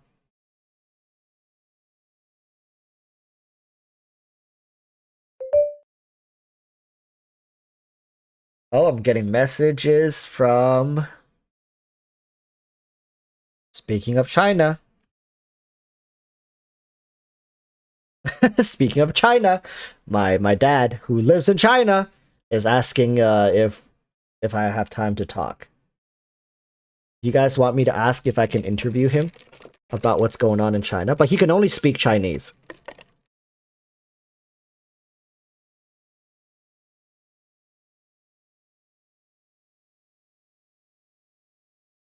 For the people who can speak Chinese, maybe it'll be worthwhile for me to call him.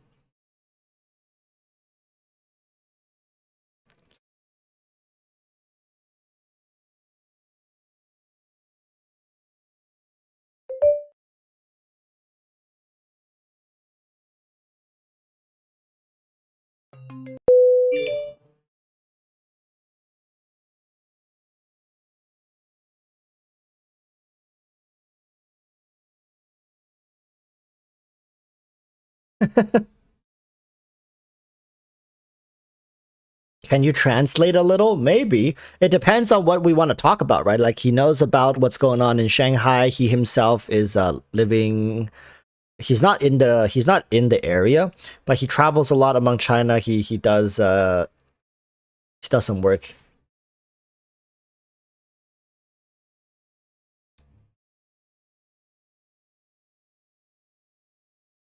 So a tiny meow, are you there? Uh-oh, did they go to work again? No, they're here, they're here, they're here, they're still here. Are they AFK? I need a code from them.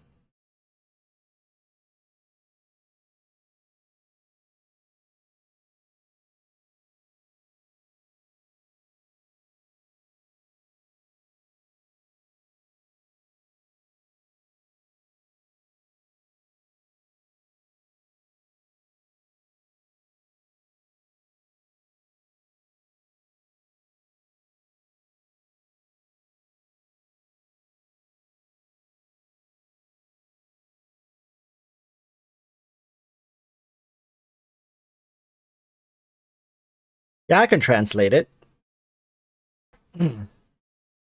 But yeah, what do you guys want to know, right? Like somebody who literally lives in China, lived in China their whole life. What do you guys want to know?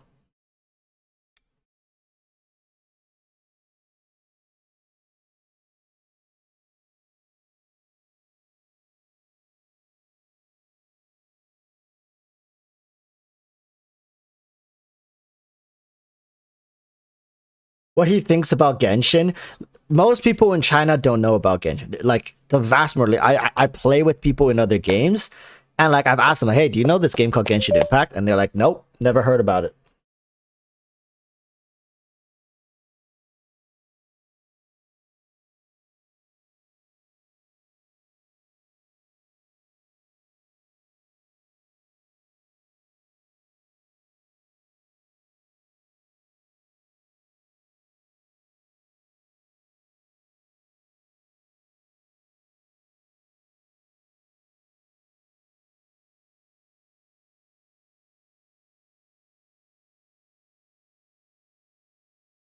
A tiny meow. I think they're AFK.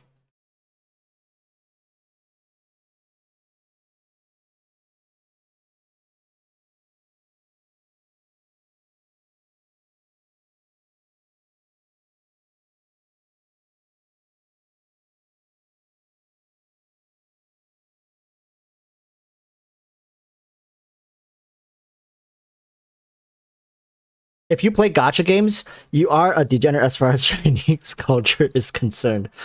I I don't know, like gaming is such a huge thing in China right now. Like it's huge, and yeah, the most part of the game, like the one of the bigger games is called like 王者荣耀. What's that thing in China? What's it called in Chinese? It's called 王者荣耀. What's it called in English? King of Glory. It's a very, very, very popular mobile game. Like so many people play it. So many people play it.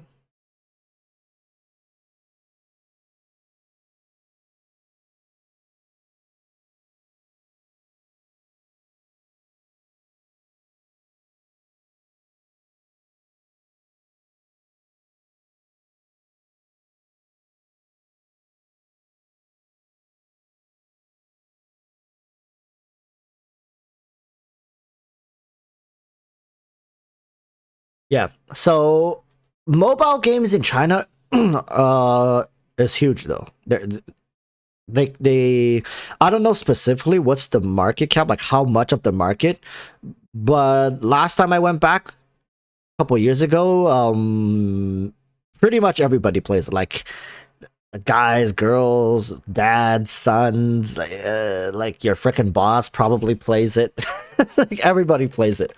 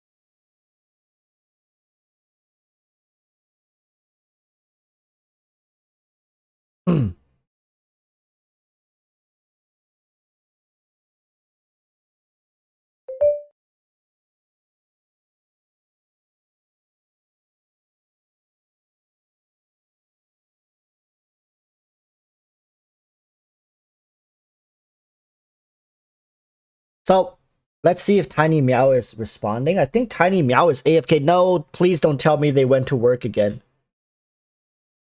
C022 is asking, what is this CN rule? Clickbait?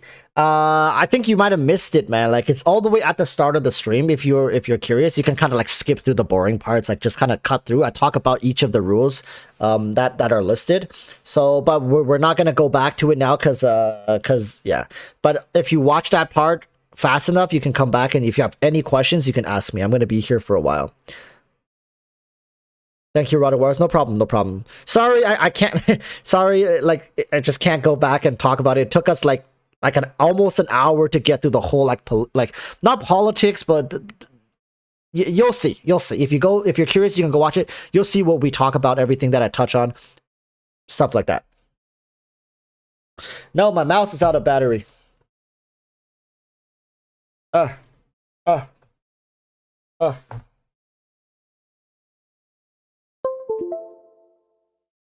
So, what was the question earlier? Do a video and translate it there. We'll see. We'll see if he even wants to do the interview. Most people in China doesn't want to talk about it. Like, they don't want to talk about anything about China. Like I said, right? You don't want to talk about China when you're in China.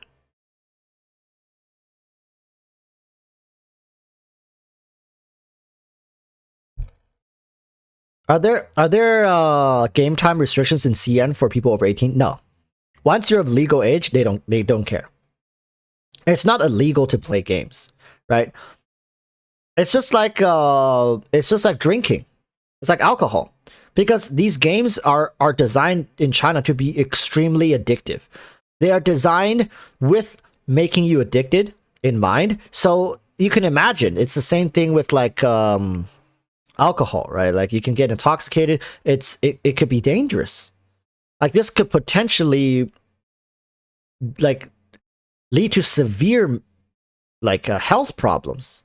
So that's why, and due to a lack of monitoring and supervision from the parents, which I discussed in my video, that's why the rules are in place. Moonlight says I sent messages. One moment, let me take a look.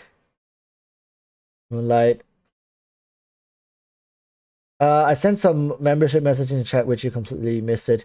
Oh yeah, sorry. I was cutting in between Discord and the stream chat. Let's see. Moonlight says, well, I have no idea how many months in Walrus can keep up the good work, people. Walrus, when you going to review my account? Review your account. Let's see when we have a spot. We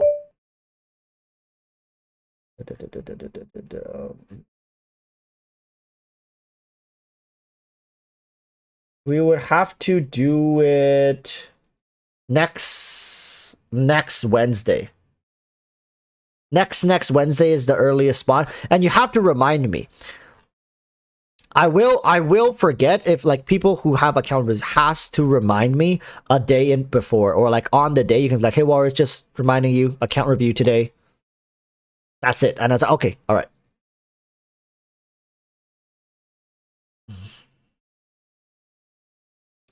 Why are PCs in CN so scarcely used for gaming? Are they just that more expensive there? Good question. Good question. All right. So, let me tell you guys something. So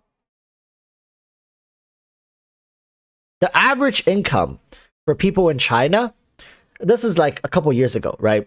It's around 97,000 yuan. So what is that in US dollars? 97,000 yuan to USD. That is $15,000. All right? Imagine living off of $15,000. So that is one of the major issues to prevent people from even purchasing a PC. And granted, you have two of that. So a family usually is functioning around 30,000 US dollars. A family. And granted, cost of living in China is, in comparison to the States, is much cheaper as well. So you guys have to factor in that. However, real estate, for the most part, is more expensive in a major city. So most people do rent. So you just like the simple answer would just be that they can't afford it. It's not some. It's not a luxury that these people can afford. Right? That's not a luxury most of these people can afford. Like a proper PC, like that plays games. Like most people have laptops, like the working laptops that are like $300-400. But like you're talking about a gaming PC, we're talking like $800 to $1,000, right? And remember, these are working people who work from like I said, 9 a.m. to 9 p.m. 6 days a week, and they're making this kind of income. And most of it goes to renting the place they live, and then of course they have to support their families if they have elders in the family or if they have children in the family. Right? They're not buying it for themselves for the most part. So think about it. That's like 10% of your income just going to a computer, which, like, what's the point? Like, what are you getting out of it? It's just entertainment. Do these people even, like Sanzu pointed out, no one has time to sit in front of a PC in China unless you are filthy rich. For the most part, people who are even like sitting in front of a PC or playing games are children or like teenagers. So that's why like China has completely skipped over the need for a PC. Now, the difference here is mobile phones in China is literally your everything. If you lose your mobile phone in China, they have your access to your social insurance number. They have access to your ID, all your banking information. They have access to everything, like your driver's license. You lose your phone in China, you lose everything. You lose your identity. Granted, there are things that are put in place to protect people from straight up just like stealing everything, right? But like it's still a problem. But yeah, that's why everybody has a cell phone in China. Everyone has a cell phone because you pay with your cell phone, right? You contact people with your cell phone. All your IDs are on your cell phone. When you go anywhere, you need to scan a health code to kind of keep track of like where you've been, who you've been in contact with, etc. So that's all people need. China has put such an emphasis on efficiency that there was never any time in like during their development process where it was like a good idea to get a PC. You would have to be very rich in China. Like you would have to be like in the upper middle class, I guess, to even consider getting a PC. And for the most part, people have lived without one, and they're like, why do I need one? Right? All the most popular mobile games in China are highly socially interactive, and people have gotten so used to being on their mobile phones that they never seen a need for the most part to be on a PC, with exception to the era where Dota was really popular, League of Legends was really popular. That was like the mid 2000s towards the early 2010s, and that's for the most part. And CS, right? That's where people go to the internet cafes, because most of the part you're playing League of Legends, you want to play with friends. It's a social game, so you go with friends to the internet cafe, and it's much easier. Let's say you play at home, not all your friends are going to be able to play with you. They don't all have PCs or laptops who can play with, so it's just easier. Like, you get your friends, you go grab dinner after school, you go to internet cafes, you play for 3, 4, 5, 6 hours, League of Legends, Dota, CS, whatever you want, and you guys are all in voice comms sitting next to each other, laughing. It's a social aspect of it, right? So that's why that C 2022 is like, what the fuck, 12-hour shifts and 6 days a week. Yeah, that's the culture in China. It's called 996. You can go Google it. Like, I'm not making this stuff up. Literally, if you just Google China 996 work culture or China 996, it'll tell you, like, these people, that's the culture they live in right now. And here's the thing that really grinds my gears when people say stuff like, oh, why doesn't the government just do something about it? Because the 996 work culture isn't cultivated by the government. It's not. It's done to each other by the people themselves. Think about it like this. If a person is hiring, right? Let's say Sanzu and I are both people trying to get a job right now, right?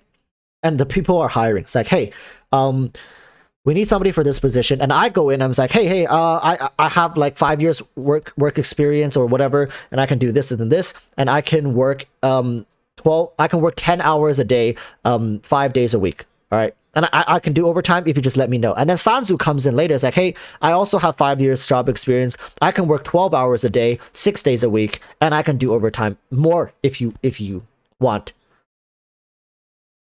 Who do you think they're hiring? Who do you think they're hiring? Right? It's not the government who's doing this. It's the people themselves. Why though? Like, that's the next question people ask, like, why? Why do you guys do this then? Why do people do this to each other? Because there's too many people. There's too many people. I hope people understand this. 1.4 billion, that's with a B, billion people in China. Like, in the West here, man, like, labor is expensive, right? Because we're short on labor. People don't want to do labor work. People don't want to stand in the scorching sun to build stuff, to sweat. But in China, labor is cheap. It's so cheap.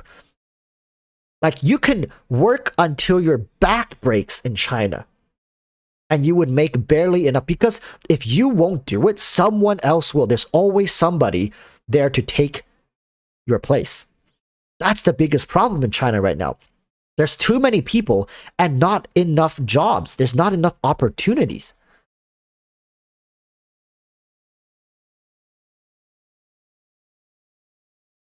Right.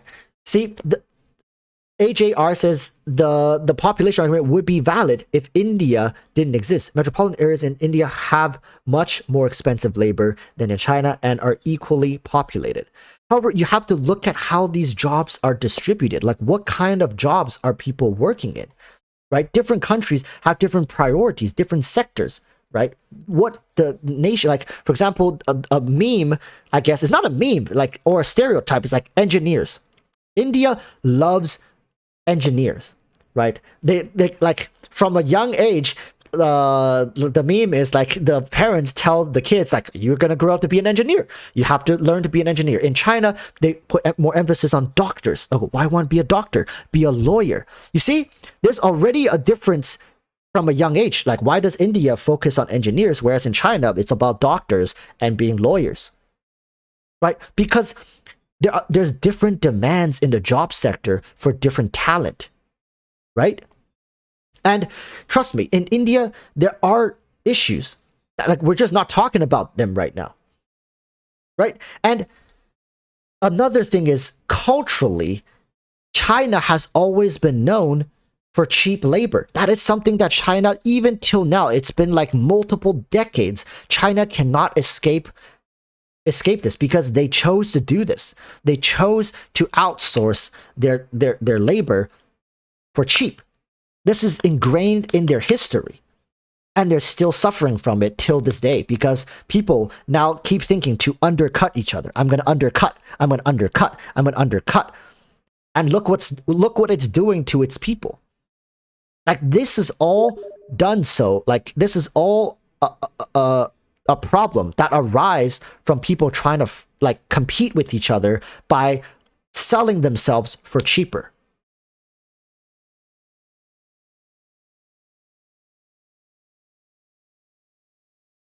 AJR said both countries have booming tech and med industries. I could agree if you are talking about more rural areas, but then the population argument would fall apart. The thing is, this is the thing.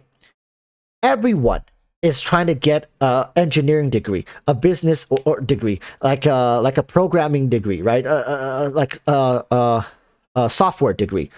That's really competitive. We cannot argue that there's just not enough jobs for these people. Like engineers, doctors, and all this stuff in China, there's plenty of them. They're outsourcing as well. They're like, even if you have the talent, China is willing to outsource people with talent into the country as well. So locals, like we're talking for the most part, people working 996 are labor workers. Look at how fast, like India as well. Like look at how fast things get built in those areas. Look at how, like for example, if it's 2 a.m. in China and I want to eat a grape, just one grape, somebody will have that grape delivered to my doorstep.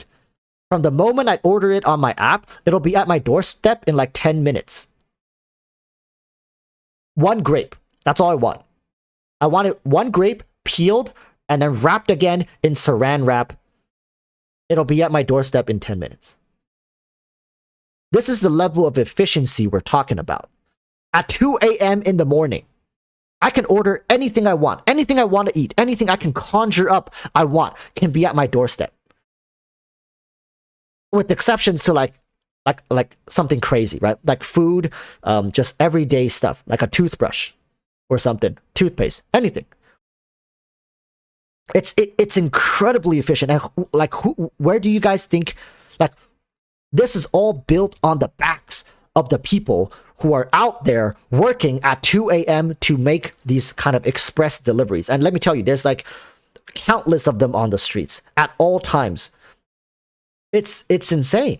It's because there's a demand for this kind of efficiency in China. The people expect this. This is normal life for them.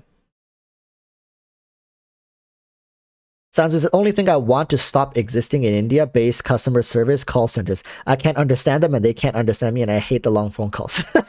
Dude, like it's such a stereotype, but it's so true, right? It's because these people, like people from China, India, like these people, they are extremely hard-working people. Like even with outside of their country, they understand, like I feel like they all have it ingrained in them that if they don't do the work, if they don't take like work that is more difficult, somebody else always will.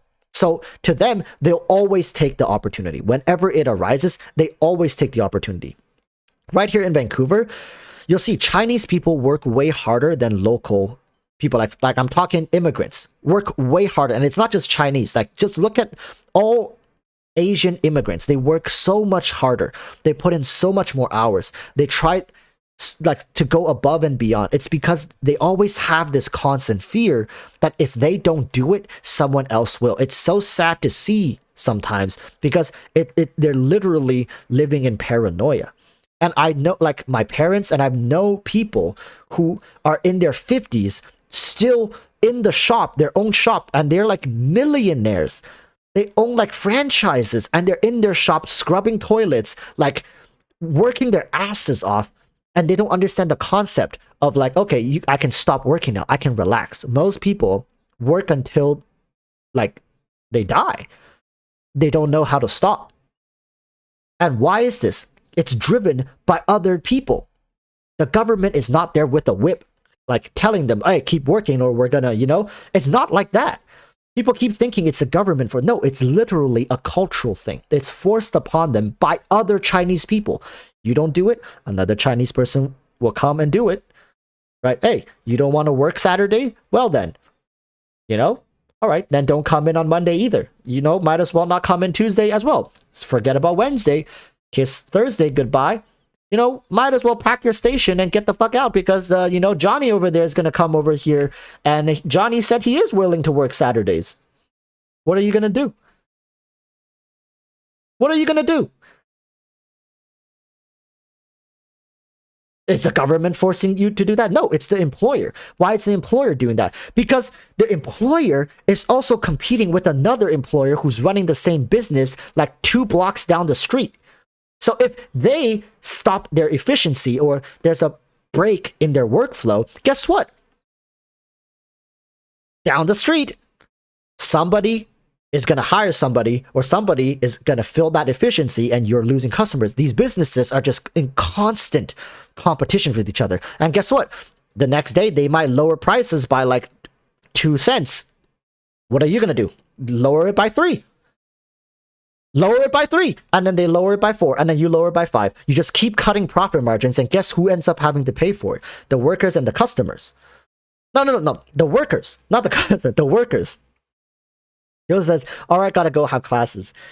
Thank you for tuning in. But that's what I'm saying, right? It's not the government. The government has a vision. The government is working on their own goals, like the macro scale. People in China are just trying to make a living. They're just trying to make a living with almost no education for the most part, right? So what do they have to offer? Labor. Labor. Everybody has arms and legs, right? Okay, don't make this about, handicap. Like, for the most part, people have arms and legs. They're capable people who can put in work hours when they're young, right? In their 20s. You can work. So work. Right? Sussy Sanzu River just applied wet status. Damn, that's hot. Also, if another customer service representative tell me to turn something off then on again, I am going to snap, India call center or not. Surprisingly, I have never once had people tell me to turn it turn something off and on again. However, they do have these scripts that they read to me, which are like obviously scripts. And when I tell them I have an issue, they don't solve my issue. The first thing they do is they read their goddamn scripts, right? Because things are going like off the rails now. I'm over here being like, it was supposed to be this and this, right? This is what it's supposed to be, but it's not. So what are you guys going to do about it? And then they read me their goddamn scripts, being like, okay, thank you, sir, for that information. And then they do their little thing. We will look into it and blah, blah, blah. And then I said like, no. You've been saying that for the past 30 minutes. I want to hear, what is your protocol? Like, what do you do when this happens to a customer, right? Do you reimburse me? And it's like, thank you, sir, for that information. As I said, we will look into it, and just give me one moment here. And then they go away for like 20 years. And then they come back. They're like, so, sir, we looked into it. Unfortunately, there's nothing we can do. Is there anything I can help you with, sir? I was like, no, that's the one thing I wanted to solve, right? Like, what do you mean there's nothing? Like, what did they say? What did they tell you? And then, again, they're like, thank you for that information, sir. What information? I didn't say anything.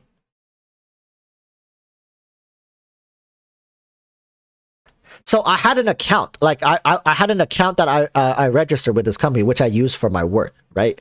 And then apparently my account got terminated, and then they did it, and then they like, I had a lot of my information saved on there. I was like, I need the information back, right? I didn't know, like, sure, I should have made like backup copies of it, but I didn't know they were just gonna cancel my account. And I was like, like, I do this, like, this is my living, like, I need the information, like, at least give me the information. And then like it's like, no, like, this is secret, like, you have to, like, this is like, we have to protect our clients or whatever. And I'm like, yeah, you have to verify. And I verified, and then they said, unfortunately, because it's been so long, which has only been like 1.5 months, and it's like that the data has already been gone. It's like, okay, so like, you gotta recoup my damages, right? Like, and the whole time they're like, thank you for that information, blah blah blah blah blah. I can't, like, it's customer service. Sometimes I can feel bad for the people, but it's not their fault. But it's just so frustrating for them to just read off a script, and it's a script. Oh.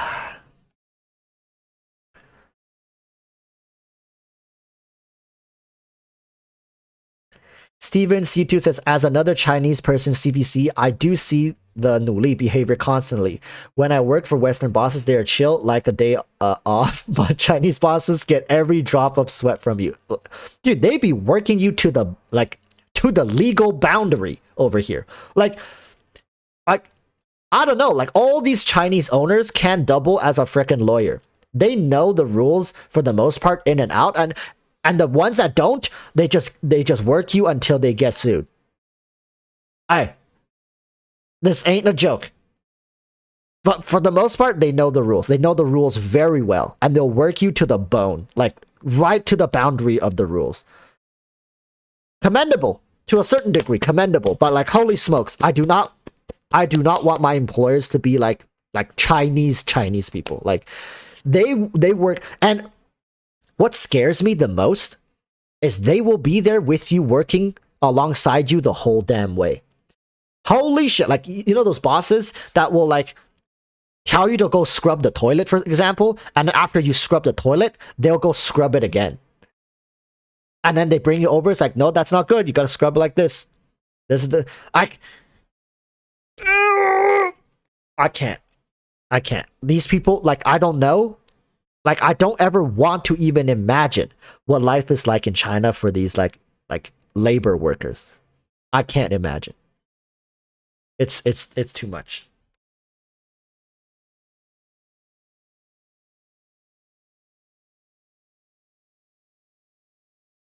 Western airline companies are like this. They are starting to skirt what's basically legal to make us work until we literally have to call in fatigue. And I feel like the world for the most part is going towards a direction where automation has to become essential. So I was talking about this. I think Sanzu, I replied to your comment, right, on the video. China has put a huge emphasis on automation. Do you guys know? Like even here, like there's a chain restaurant. Let's see how they read it. That's how they read it. Damn, that's hot. Ji Ning Shuo, King Zhu Shanghai Jia Bei. Okay. Okay. 只能说情绪伤害加倍. It's pretty sad. But there's a restaurant called what's it called again? What's it called? It's like a hot pot restaurant, and they deliver food to you. Like you can order on the iPad, and then the food gets delivered to you on a robot. What's it called again? Oh.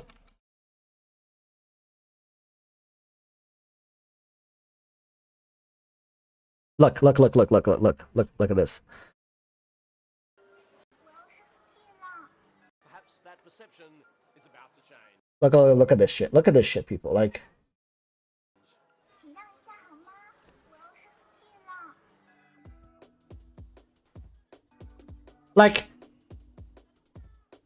they're cutting down on servers delivering food, and they're putting more labor emphasis on robots. In our industry, labor will become more expensive, while machines will keep getting cheaper. Yeah.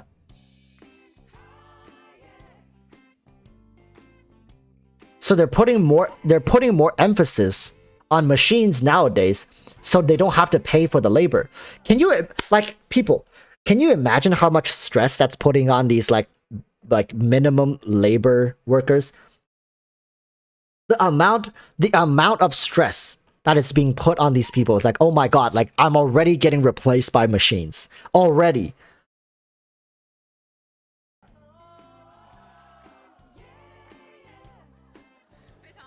It's really good. I'm a loyal fan of Haidi Lao, and this place has robots serving you. So I have brought my friends here to see it. Yeah. Like all countries where they can cut down on labor, they're doing it already. It's so scary. And I'm just worried for the people who solely relies on labor work, because these are the first people that gets cut. Right? These are the first people that gets cut.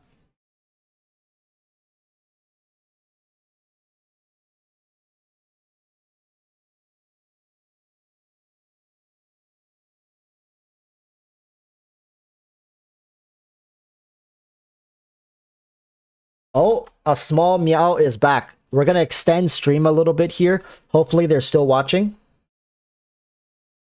A tiny meow. Hopefully they're still watching. So we could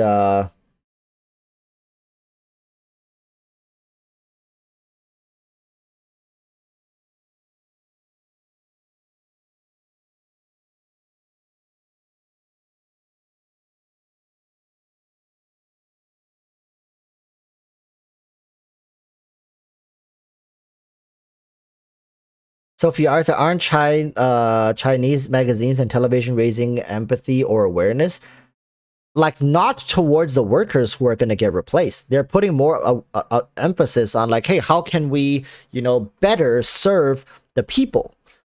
Because think about it like this: it's all going in circle. They're thinking of ways to better serve the people. How do we improve like the standard of living? How do we improve this, improve that, to make life easier, to make life better, to make life in China more worthwhile, right? Because China understands there's a lot of people that were immigrating away. They were losing a lot of talents because it was just difficult in China. Like during my time growing up, certainly China was in difficult times.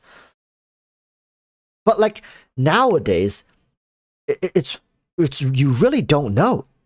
To be honest, like the quality of service is so much better in China. Whenever I go visit China, I'm always shocked at the customer service. They go like above and beyond to make sure everything is okay. And I guess in part is due to fear, right? Like you screw up too much, or like you mistreat a customer, you could get fired, and guess what? You get replaced. So maybe, I don't know why. Like, I don't know why. Maybe it's because when they go out, they also receive the same level of treatment. So it becomes a standard. Things are relatively cheaper. You can have a really nice meal for about like $5-6. And that's like a really solid meal. I'm not saying like extravagant, but like, it's good enough. Like over here in the West, you want $5-6 for like an entire meal. Where are you going to go to get that? Right?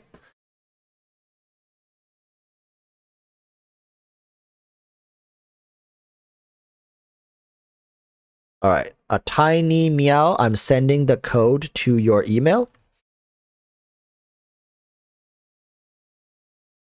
Oh, wait.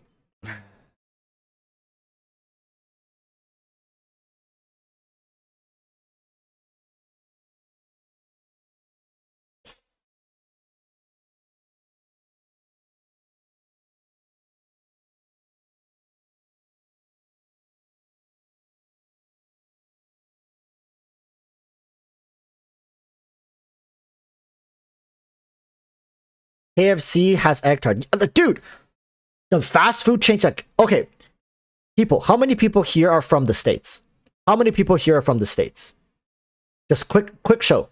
States or like North America. How many?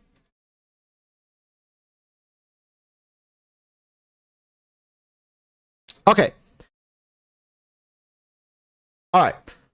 Please tell me, what is Pizza Hut to you? What is Pizza Hut to you guys? Like, when you think of Pizza Hut, what comes to mind? Apart from pizzas, right? Mid AF, right? Fast food, yeah? Yeah, trash, garbage food, yeah. Pizza Hut is like, dude. Dude, I'm telling you, Pizza Hut. Oh boy. Let me show you guys what Pizza Hut is like in China. Let me show you guys real quick. All right. So you guys let's see if I can even find it on YouTube here.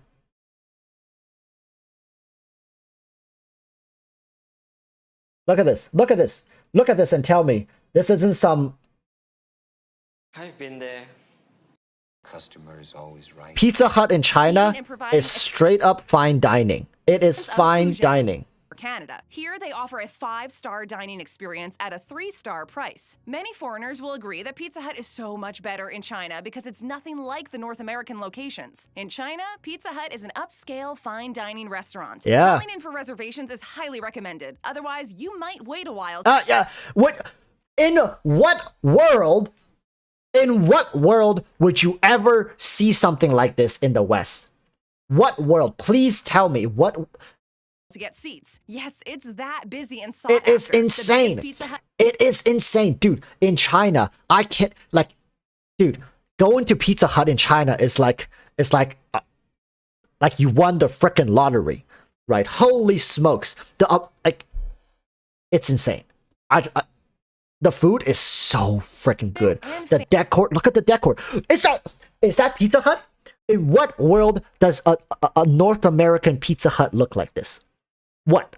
In what world? Sounds like Pizza Hut in China and Taiwan is basically all you can eat. But yes, they have salad bars. They have salad bars. Family dens. Maybe if things go well, we can see some of these changes come to North American restaurants. Why, that's the smell of The decor is delicious. Annie Dairy. Actually, the name lets Chinese customers know that they are succeeding in providing exceptional It's service. it's freaking insane, guys. I can't emphasize this enough. Like this, and they do this with McDonald's. They do this with KFC. They do this like it's just. I'm telling you guys, going to China is an experience. Out of everyone in chat, if you've never been to China, I can say if you just go to China and you just go enjoy it for what it is, like a cultural experience, right? You're not going there to with ulterior motives. Just go and enjoy what the country has to offer. You're gonna have an amazing time. Like, it's so good. The food, it's cheaper. The people are so nice. Like, they're very welcoming. And in fact, if you can speak English, or if you're like Caucasian, they actively feel impressed. They're like, oh, English, oh wow, impressive. So it's a great experience. All right. Now let's get on with the account review here for a small meow. AJ says street food in India is bussin'. Yeah, like China, India, like a lot of these places, I feel it's just there's such a bad connotation associated. Like same with Iran, right? People think like, oh, Iran, like don't like no, really. Like a lot of these places are great for traveling and visiting. It's just there's such a stigma about them in the West that makes people very fearful of going. Maybe in the future I'll like go visit China and then I'll make a video while I'm in China for you guys, you know?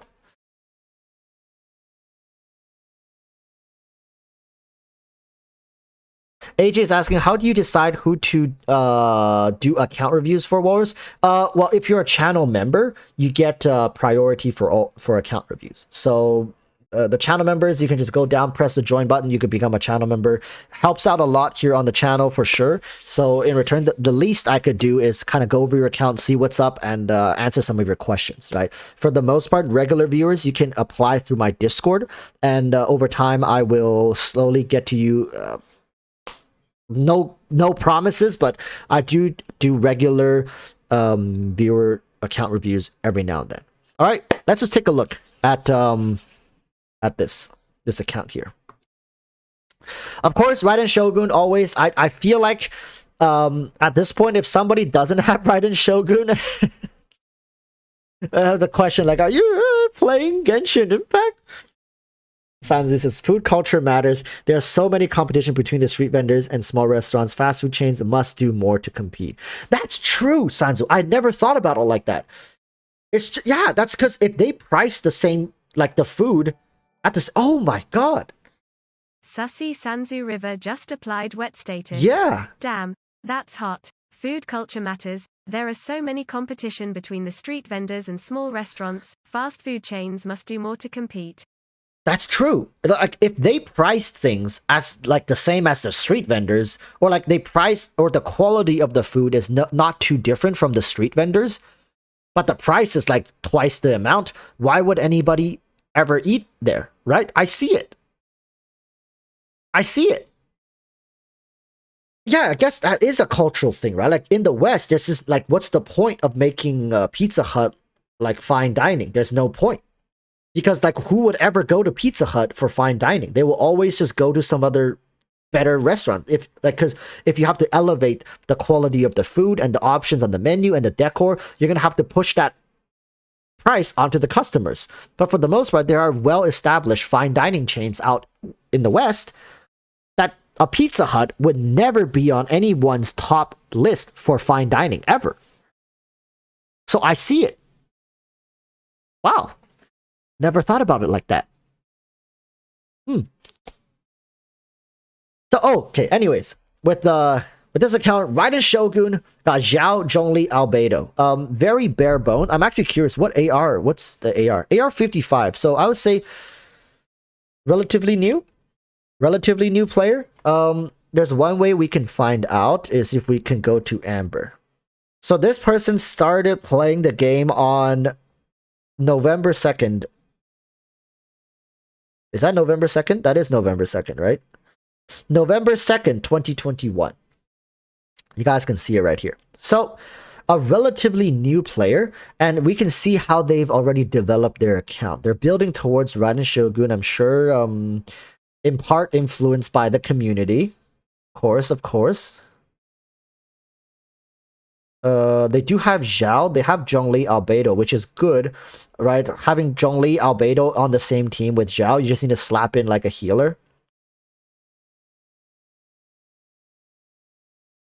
You have Xingqiu, you have Jiangling, Sucrose.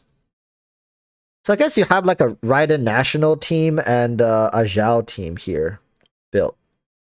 Then let's take a look. Let's take a look at what's up. Raiden Shogun is level 90 with 1940 attack. Weapon is the catch. Nice, nice. Refinement 3. Still out here fishing. Let's see the stats. 41, 169.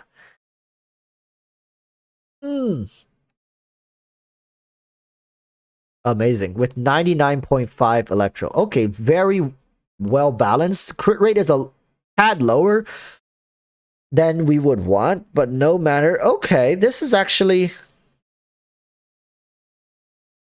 Wow. I know people who have been playing since like September 28th, 2020, and they don't have this. I know people who've been playing this game since beta who don't have this.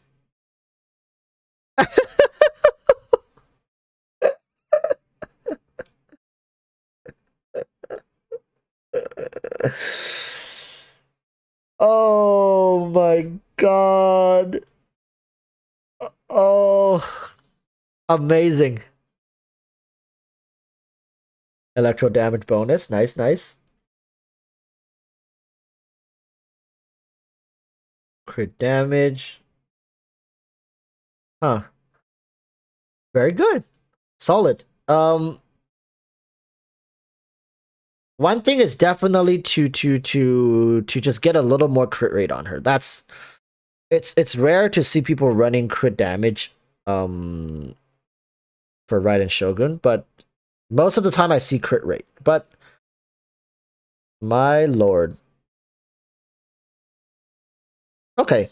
I'm not gonna pick too much at it because it's fine. It's just that you're probably gonna do a couple more reruns every now and then for Spiral Abyss because you didn't crit. That's it.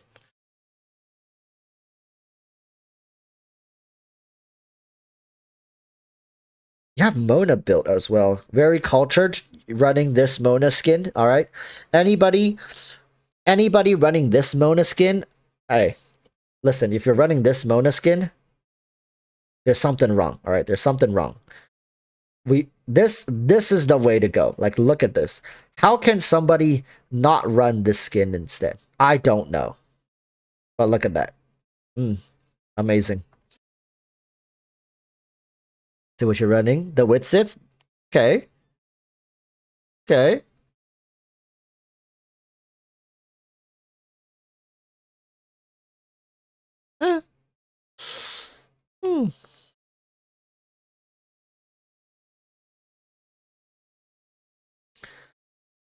My question here is, when it comes to Mona and Raiden, what's like... I'm gonna be honest with you guys. I never tried running Mona with Raiden Shogun. Does Mona's does her Omen pop from Raiden's initial slash, or like Kaching, can Raiden continue attacking with the Omen still on?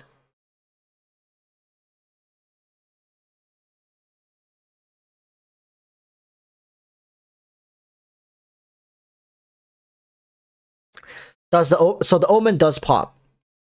Okay, so like I guess this is just one way to kind of scale up Raiden's damage a little more. Like for that one hit, right? For that first hit. Tiny Meow says, I tried Sucrose with TTDS and couldn't get rotations right, so with it. I mean, like Thrilling Tales of Thrilling Tales would be good here because like right, you use Mona's burst and then you immediately like so the combo would be like what? Bennett burst, Mona burst, right?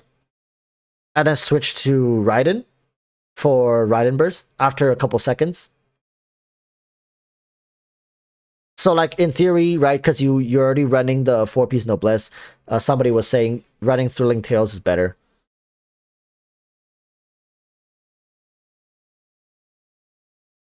What bothers me is that storyline scenes don't let you choose between old or new skins, unless I'm missing a setting somewhere. Like here's the thing, if that feature ever becomes like, HoYoverse doesn't get paid enough for them. Sussy Sanzu River just applied wet status. Damn, that's hot. What bothers me is the storyline scenes don't let you choose between old or new skin. Unless I am missing a setting somewhere. Here's the thing, Sanzu. What bothers me even more is that during like an intense fighting scene, you can see a character literally getting blasted by energy beams or like getting struck by a sword. Yet their clothings are not broken. They're not like I guess blood can't be shown, but like they're not even dirty. They're straight up looking exactly the same. Like if they're not gonna even put any effort, like a dude can literally get chopped 30 times and they still look exactly the same with no blemishes. Their clothings aren't even damaged. I don't know what fabric these people are using, but I need to get my hands on some of that stuff, right? There's no way they'll let you toggle skins for the story modes. No way. Tank Fae? I think they're using Tank Fae C4, yeah, because it got the shield. What weapon they're using? Prototype Amber. But do you really need the Prototype Amber?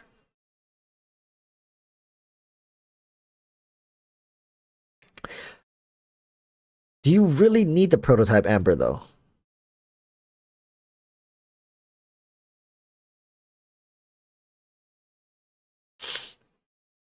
Wait, so you're not running Raiden National.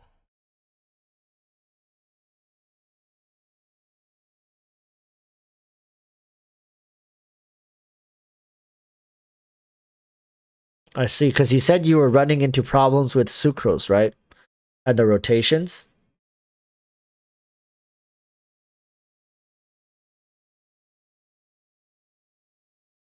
Oh, and your Xiaoling is not C4. I see.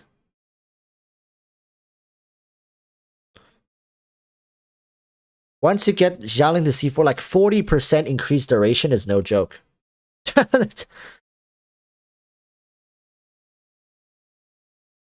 That's an extra 4 seconds. That's like what? Is it 2 rotations?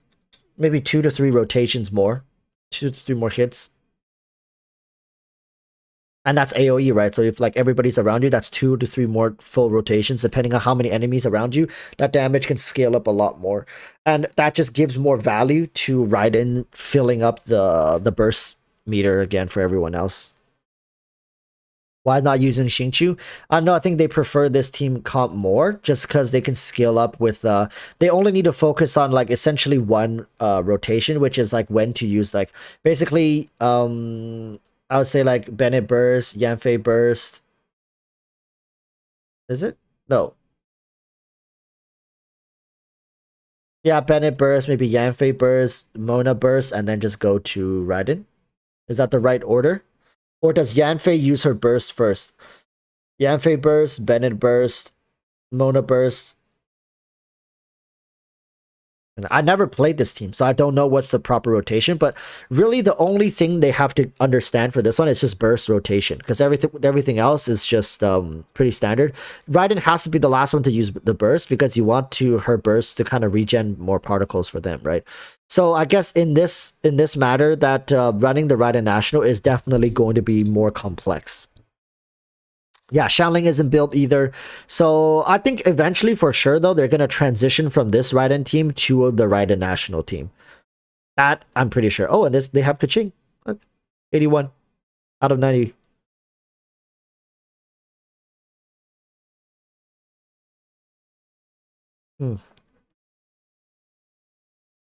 The other team I would imagine they were playing was a Zhao team, right? So let's take a look at their Zhao. 94, 182. Gee, golly. What's that crit rate? Oh.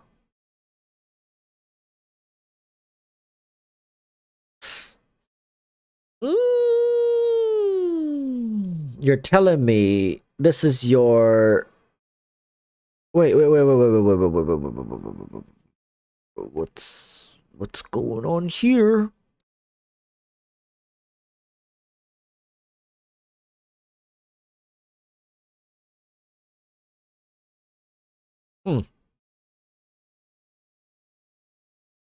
I see.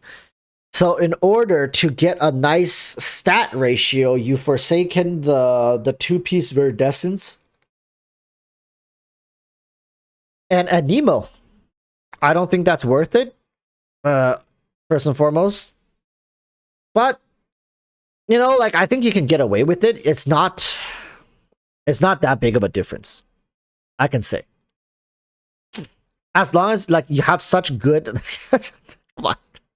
Your stats are so cracked that I don't think you're gonna notice like a significant difference. I think there is a difference if you get the two-piece viridescence and then you get the Anemo goblet.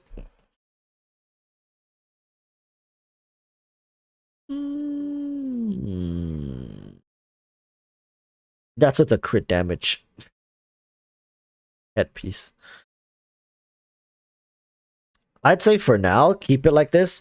If you ever do want to go continue grinding, instead of the two-piece viridescence, you just go for the new artifacts. Like if you don't even have the viridescence right now, like you're in a good position that you can just transition to the new one. The new artifact set. Albedo probably running Husk. Wait, what?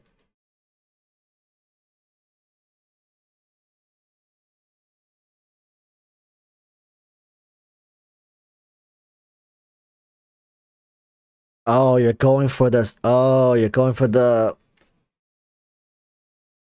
I see. It's fine. I mean, it's not really fine, but... You know, it's...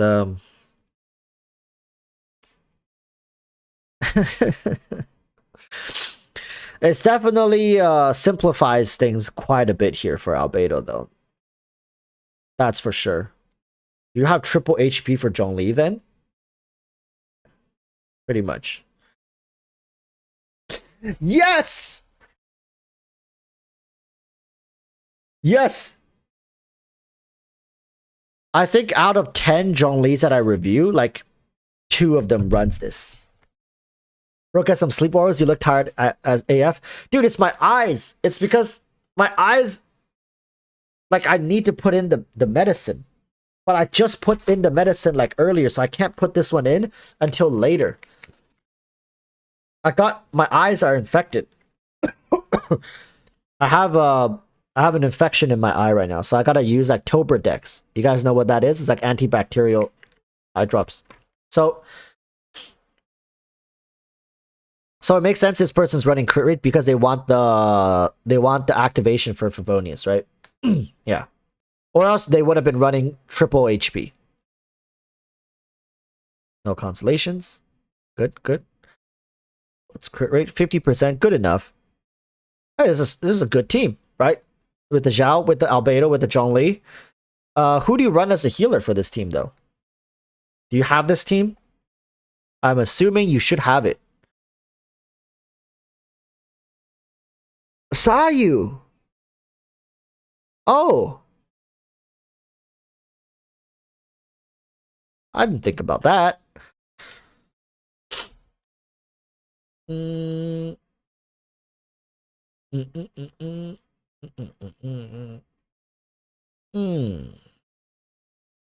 You don't have Gene. Once you get Gene, you can replace Sayu. Okay. CC022 says infection from contact lens. No. I was working, so I peeked into the roof, and I got some dust into my eyes during work.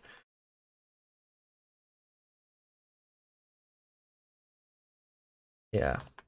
So, it's unfortunate, but you know, this stuff is what gets me through. Damn it.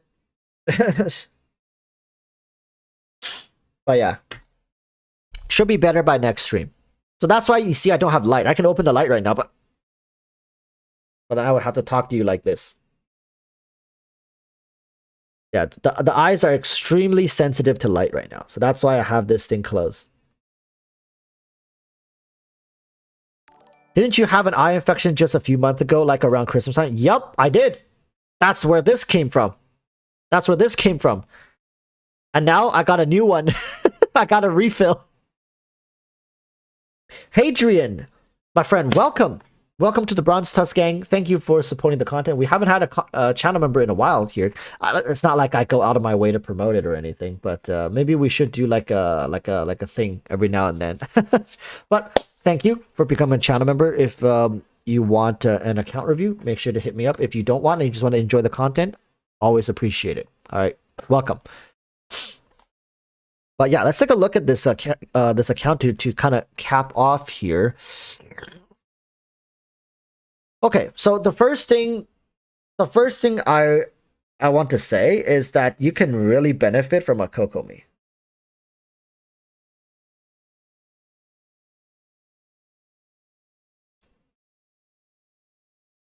Ice Emperor says welcome. Oh no, not Ice Emperor. Sanzu says, I see Kaching. Please give this account a missplitter if they don't have it, or Ayaka if they so choose. Sussy Sanzu River just applied wet status. Damn, that's hot. I see Kaching.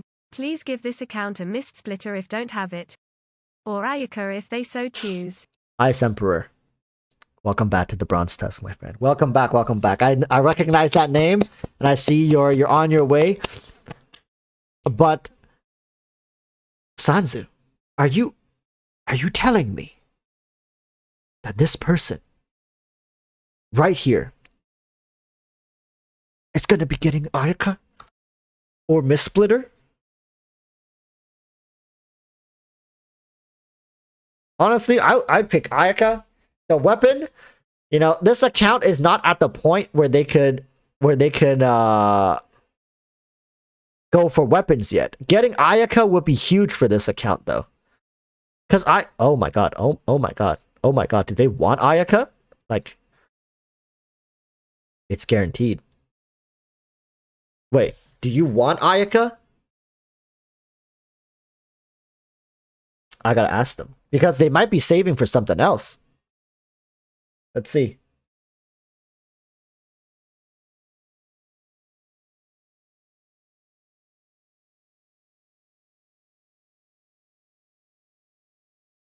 Let's see what they're, because it seems like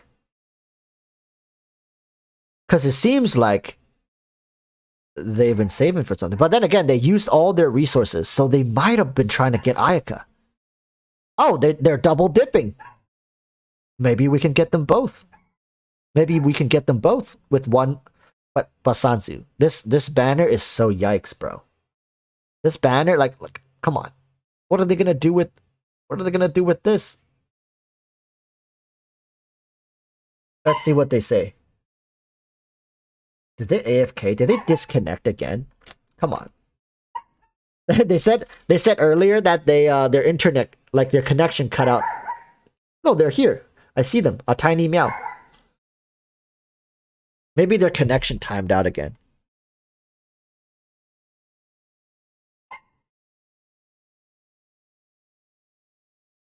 Valentino says, easiest way to get a free giveaway. Get Kaching, build her up, and make sure Sanzu notices during account review. They can pretend they are in Minecraft with the Unforged. Wait, So they've charted course for Mist Splitter. They definitely want it. It seems like they summoned recently, right? This is very recent. They did summon, so they do want her. They do want Ayaka.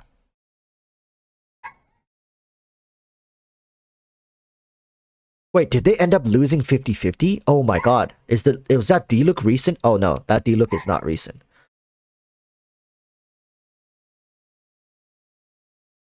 Where did the D-Look go? Is my eyesight so bad? Oh, there it is. There it is.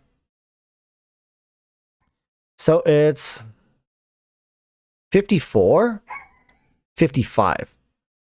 So 20 pulls and they can get Ayaka. They only need 20 pulls. So Small Meow says, I'm hoping to get Ayaka, currently wishing for her. So Small Meow, how about this? Let's get you that Ayaka. Let's get you that Ayaka, courtesy of Sanzu.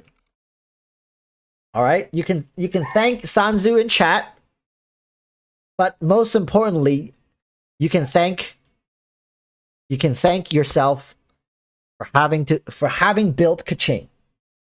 You know.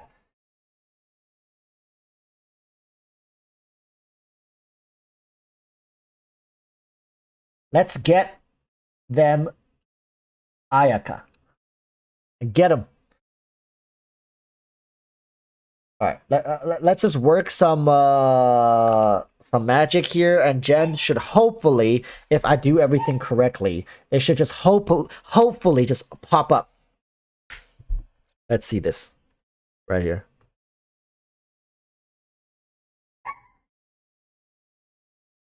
Alright.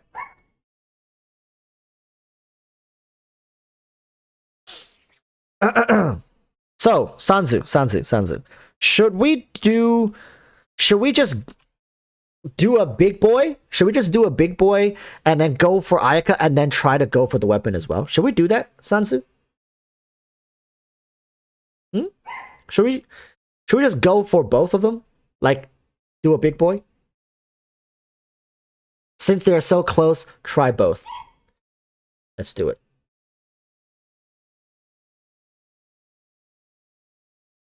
Let's do it. All right. One moment. Just working some magic here.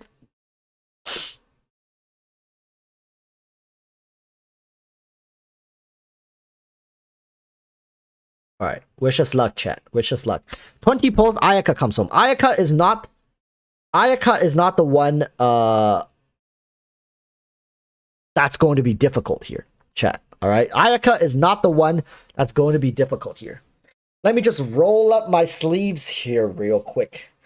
All right. If all things goes well, we should be getting both of them. Let's go.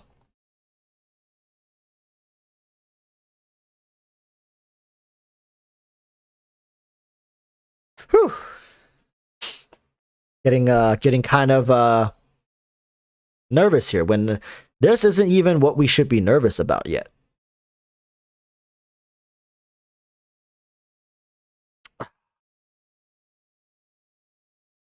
Got a Sayu. Hey, that's a healer for you right there. Constellation for the healer.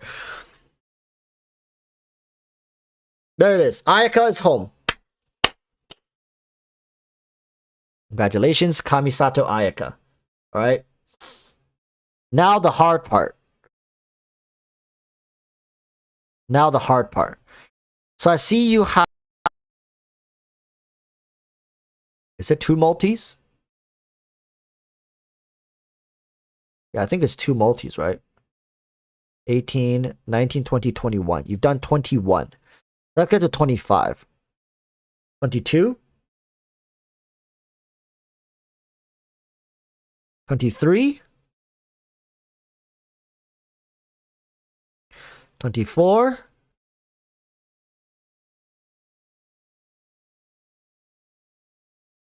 25. All right. 25. Chongyun. Nice. Nice. Some constellations are always nice. All right. Let's go. 40 pulls, basically, right? 35. That's another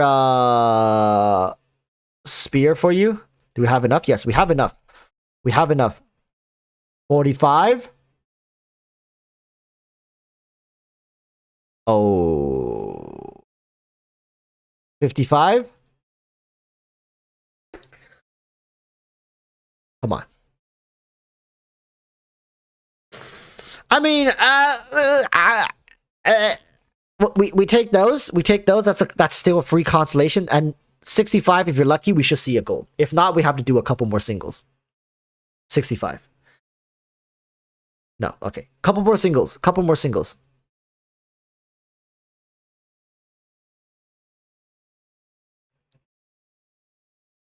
There it is. There it is.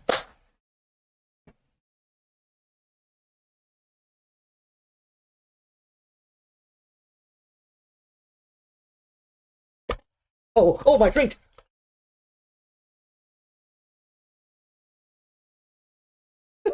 My drink.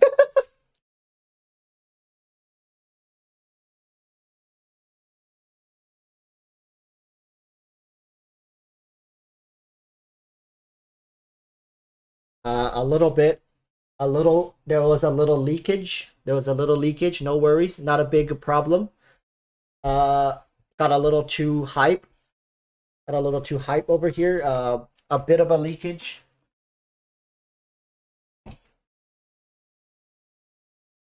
But yeah, don't worry. Walrus is doing good, alive and well. But most importantly,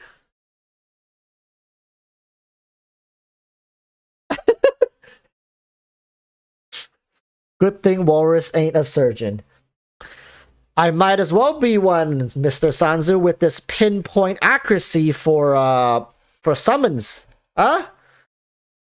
That was like what? Like a 33% chance, was it? No. It's like a... Wait, mathematically speaking, I first had to win the 75%. Let's do some math here. What was the actual chance of getting Mistsplitter? So I first had to win a 75%, and then I had to win a 50%. So it's 37.5% chance, chat, for this to happen. Hey, we take those odds all day. All day. Artsy Sparks, welcome to the Tusk Gang. Thank you, my friend. Thank you. You see, good luck brings good fortune. Artsy, welcome to the Tusk Gang, my friend. And I really hope we could, start things off on the right foot here. Thank you. Thank you for joining us. Chris Tan says this account is set to 36-star Abyss within 3 months. What? And they have a bit left, right? 2450. Good enough. They have a bit left. See, people, what $100 can do for your Genshin account. Let me correct that. See what $100 and a walrus can do for your Genshin account. Bam. There you go. Immediately elevated to whale status. Mistsplitter, reforged, crit damage. I'm looking forward to the updates, my friend. I'm looking forward to you sending me screenshots of Mistsplitter leveling up, Ayaka level 90, you crushing content with this. And you already have Xingqiu, you already have Sucrose, right? What's not to love? And where's your Diona? And you have Diona. So you're gonna have to build up Diona more, you have to build up Xingqiu more, and Sucrose is pretty much already built, and then you have to build Ayaka, and you have a very, very nice team. Look at that. Bam. Alright, that's gonna be that. I'm gonna go grab some food, gonna put some eye drops later. Yeah. If you guys have any questions, you feel free to DM me on Discord. If you guys are ever curious to any more CN related content, you can always tune into livestream or DM me. But I probably won't go in depth because through DMs. Just don't have time to answer too many. All right. Thank you guys for tuning in again. I'd love to see you guys on Saturday. Enjoy, have fun. Good luck, everybody. All right. Thanks for tuning in. This was a long one. Till next time, urge y'all to stay safe. And we got 3 channel members, even though one was a returning one. But, you know, welcome to the 2 new Tuskang members. Thank you. All right. Till next time, stay safe. Peace, peace. Bye-bye.